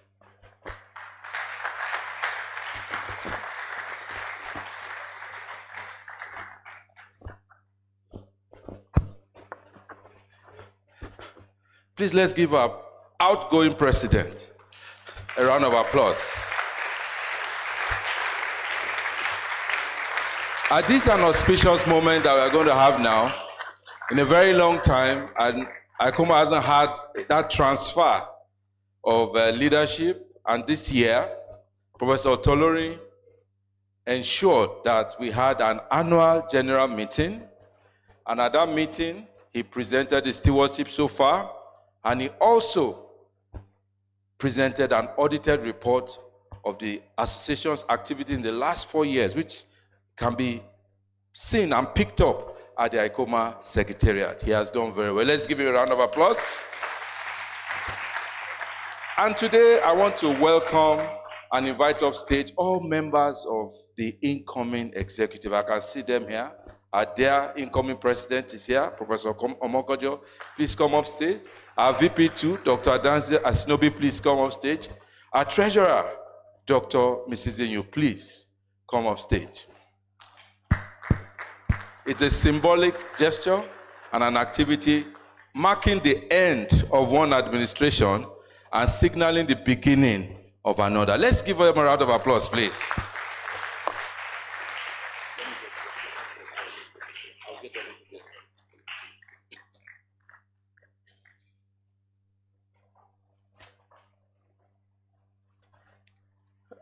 While Dr. Abajim is getting some materials for the handover, once again, I'd like to congratulate you.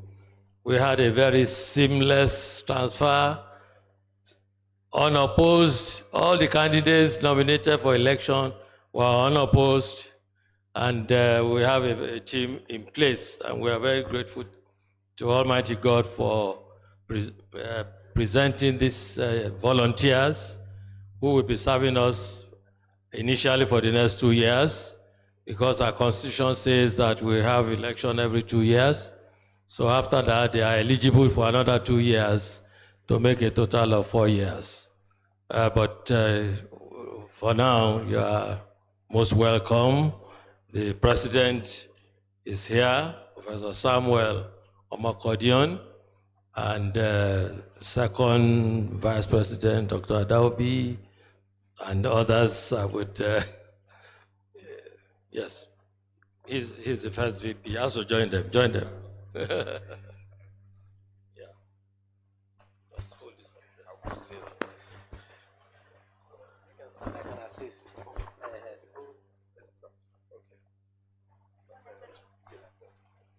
So, I'm going to start by giving handover report to the incoming president, and also give you a sash as an official of ICOMAA Worldwide. Congratulations on your appointment.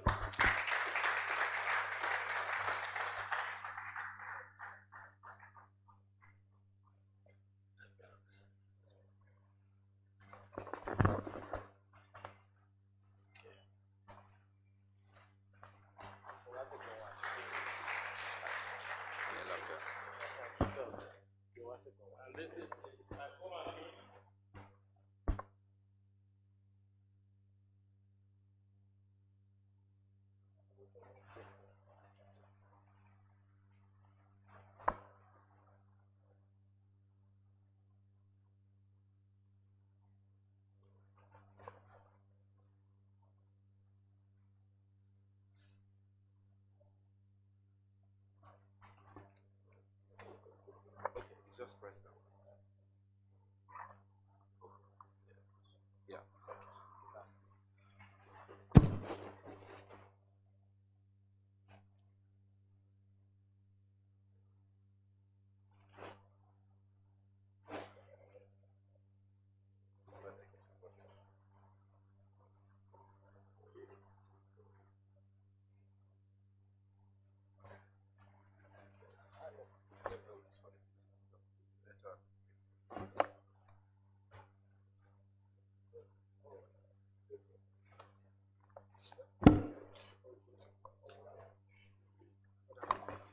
This one is present.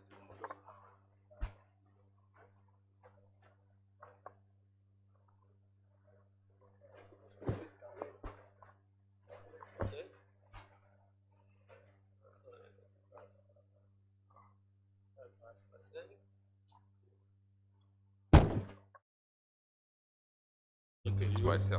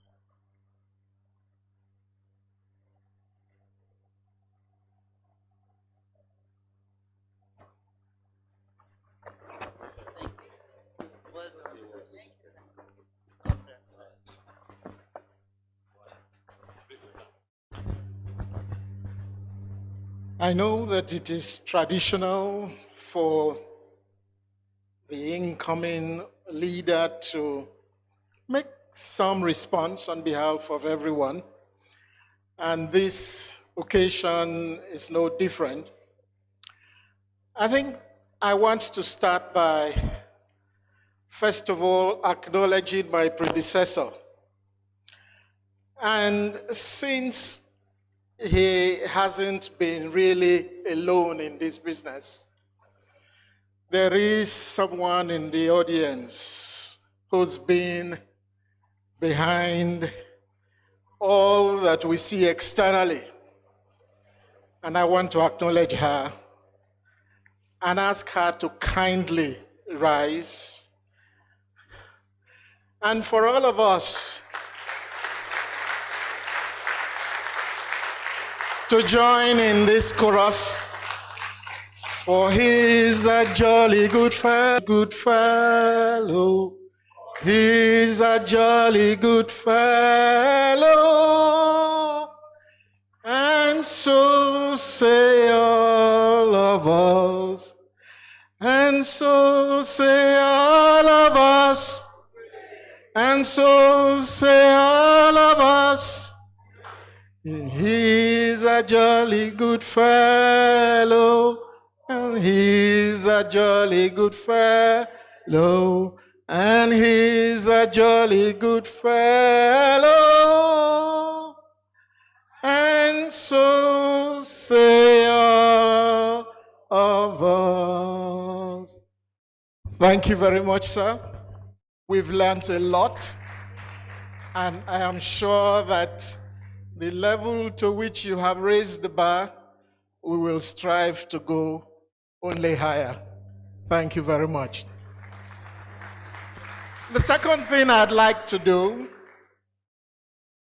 I don't recall any event, either ICOMAA related, college related, that we haven't seen either both, or at least one of these two senior fellows. I know they have been called by various titles. I recall once I went to the home of another senior fellow, one of my teachers, a lady, Professor Bokbo Oshitoku. We similarly wanted to invite her to an event of this nature. She readily accepted. But then when we started asking for some role, she taught me something which I have never forgotten and which applies 100% in this instance. He says, there is in Yoruba culture what is called Ijokoagba. That is in itself a statement. When you see them around, it says all. It lends legitimacy, it confers approval, and so many more.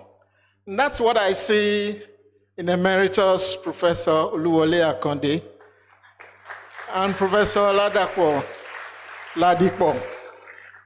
We want to acknowledge you, sir, that your presence not only lends legitimacy to all of these activities, but provides inspiration to all of us. Thank you very much for always being there. And lastly, well, second to the last, the lecture you have heard today. I know that many of you being students and those of you who are not in cardiology would have felt like this was a little above us. Yes, that's deliberate. It's called a distinguished ICOMAA lecture. It's meant to inspire that there is a language spoken by those who have excelled and have come to a level.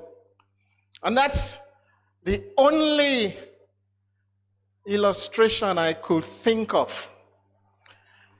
Christ was often speaking in parables. And those who grasped the meaning of those parables, they readily felt a sense of, this is it. But there were the multitudes who couldn't understand. But it made them want to know more. And that's the idea here. Those who are cardiologists, I looked around and I saw the brilliant smiles on their faces. They understood. There's a language that belongs to that group of people. Those who didn't understand, I am sure something has been ignited in a lot of persons today who are and will be aspiring that someday I'll be back here to give a distinguished alumni lecture. I pray that that will come true to many of you who are aspiring.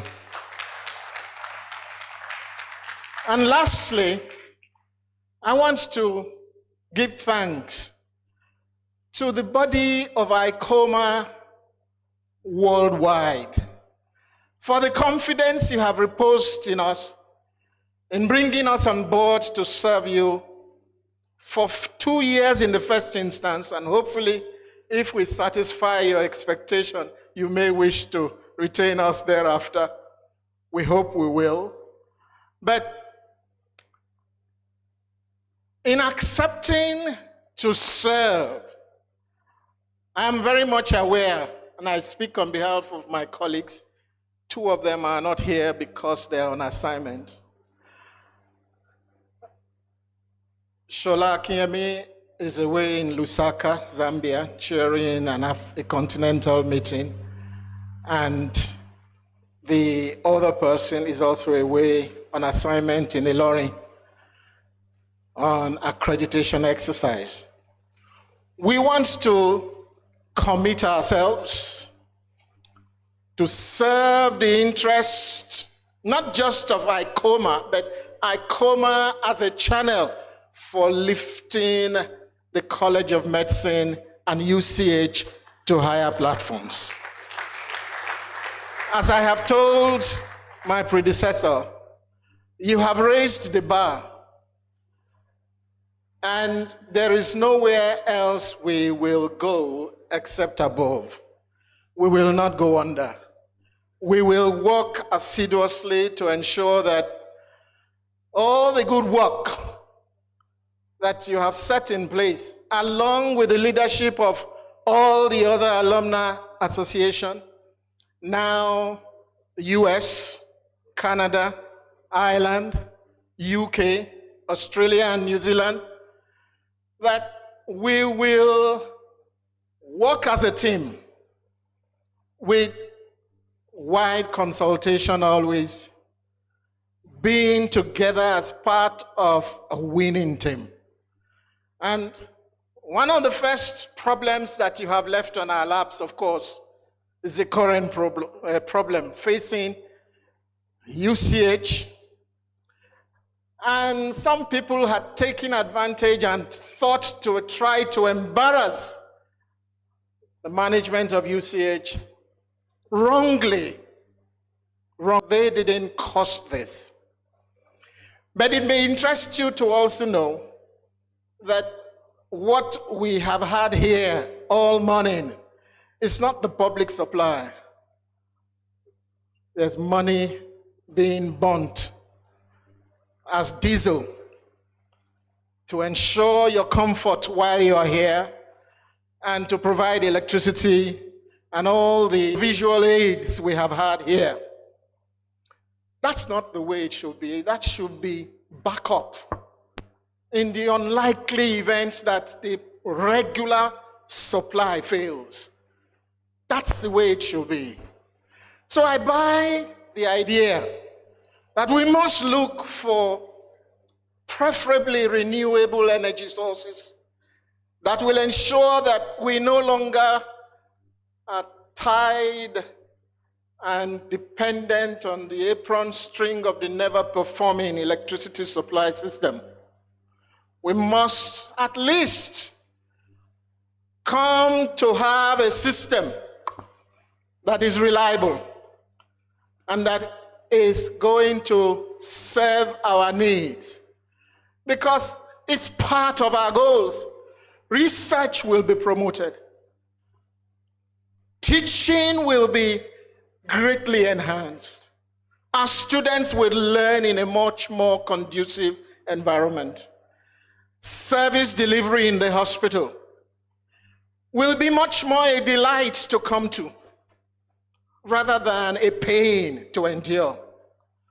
And I want to commit this administration to searching for a system that provides for that, so that by the time we are gathering here for a similar thing in a couple of years to come, it will be a different narrative, a much more positive narrative. By the grace of God, we shall get there. And do not lose hope. Do not lose hope. And I leave you with a quote from the Bible. It's Job 22 and verse 29. It says, when men say there is a casting down, you shall say there is a lifting up.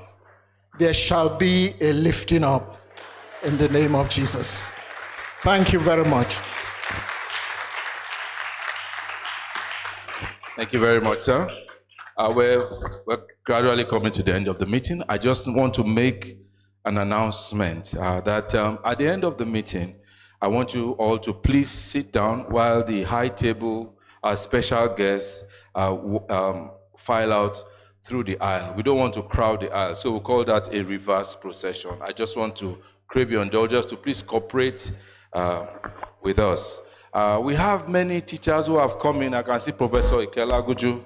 You are most welcome, Professor of Pediatrics. You are most welcome. I'll be giving the vote of thanks.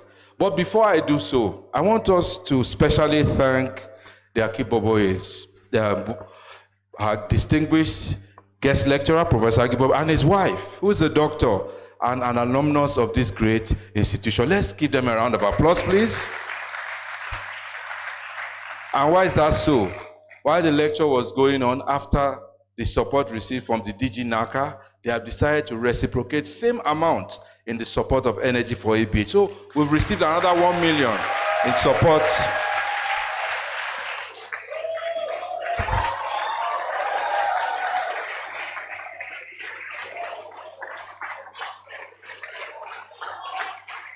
Thank you very much. So on a closing note, I want to thank our chairman in absentia, or chairperson in absentia, Dr. Temitope Elori. I want to thank the provost of the College of Medicine and the management team. I want to thank our former president of ICOMAA Worldwide, Professor Emmanuel Oladipo Otolorin. It's good to have former now behind your name. And to thank our current president, Professor Sam Omokodion. I also want to thank our elders, the first provost, Professor Akode, and the foremost gynecologist, Professor Ladipo, and many teachers here. I want to thank our teachers, the faculty, our students, members of the press, distinguished ladies and gentlemen. Today is not for long discussions. I'm just here to give the vote of thanks. So, on behalf of ICOMAA Worldwide, I want to thank you for your support and presence during the 2024 Homecoming Week. We are truly grateful for your participation, for the kind words that we have received, and for the financial support. I want to wish you journey mercies back to your various destinations, and we look forward to seeing you next year in good health, in strength, and more financially empowered. May the good Lord be with you till we meet again. Thank you very much. May we rise for the closing national anthem. BCC, please. Nigeria, we hail thee, our own dear native land. Though tribe and tongue may differ, in brotherhood we stand. Nigerians old and proud to serve our sovereign fatherland.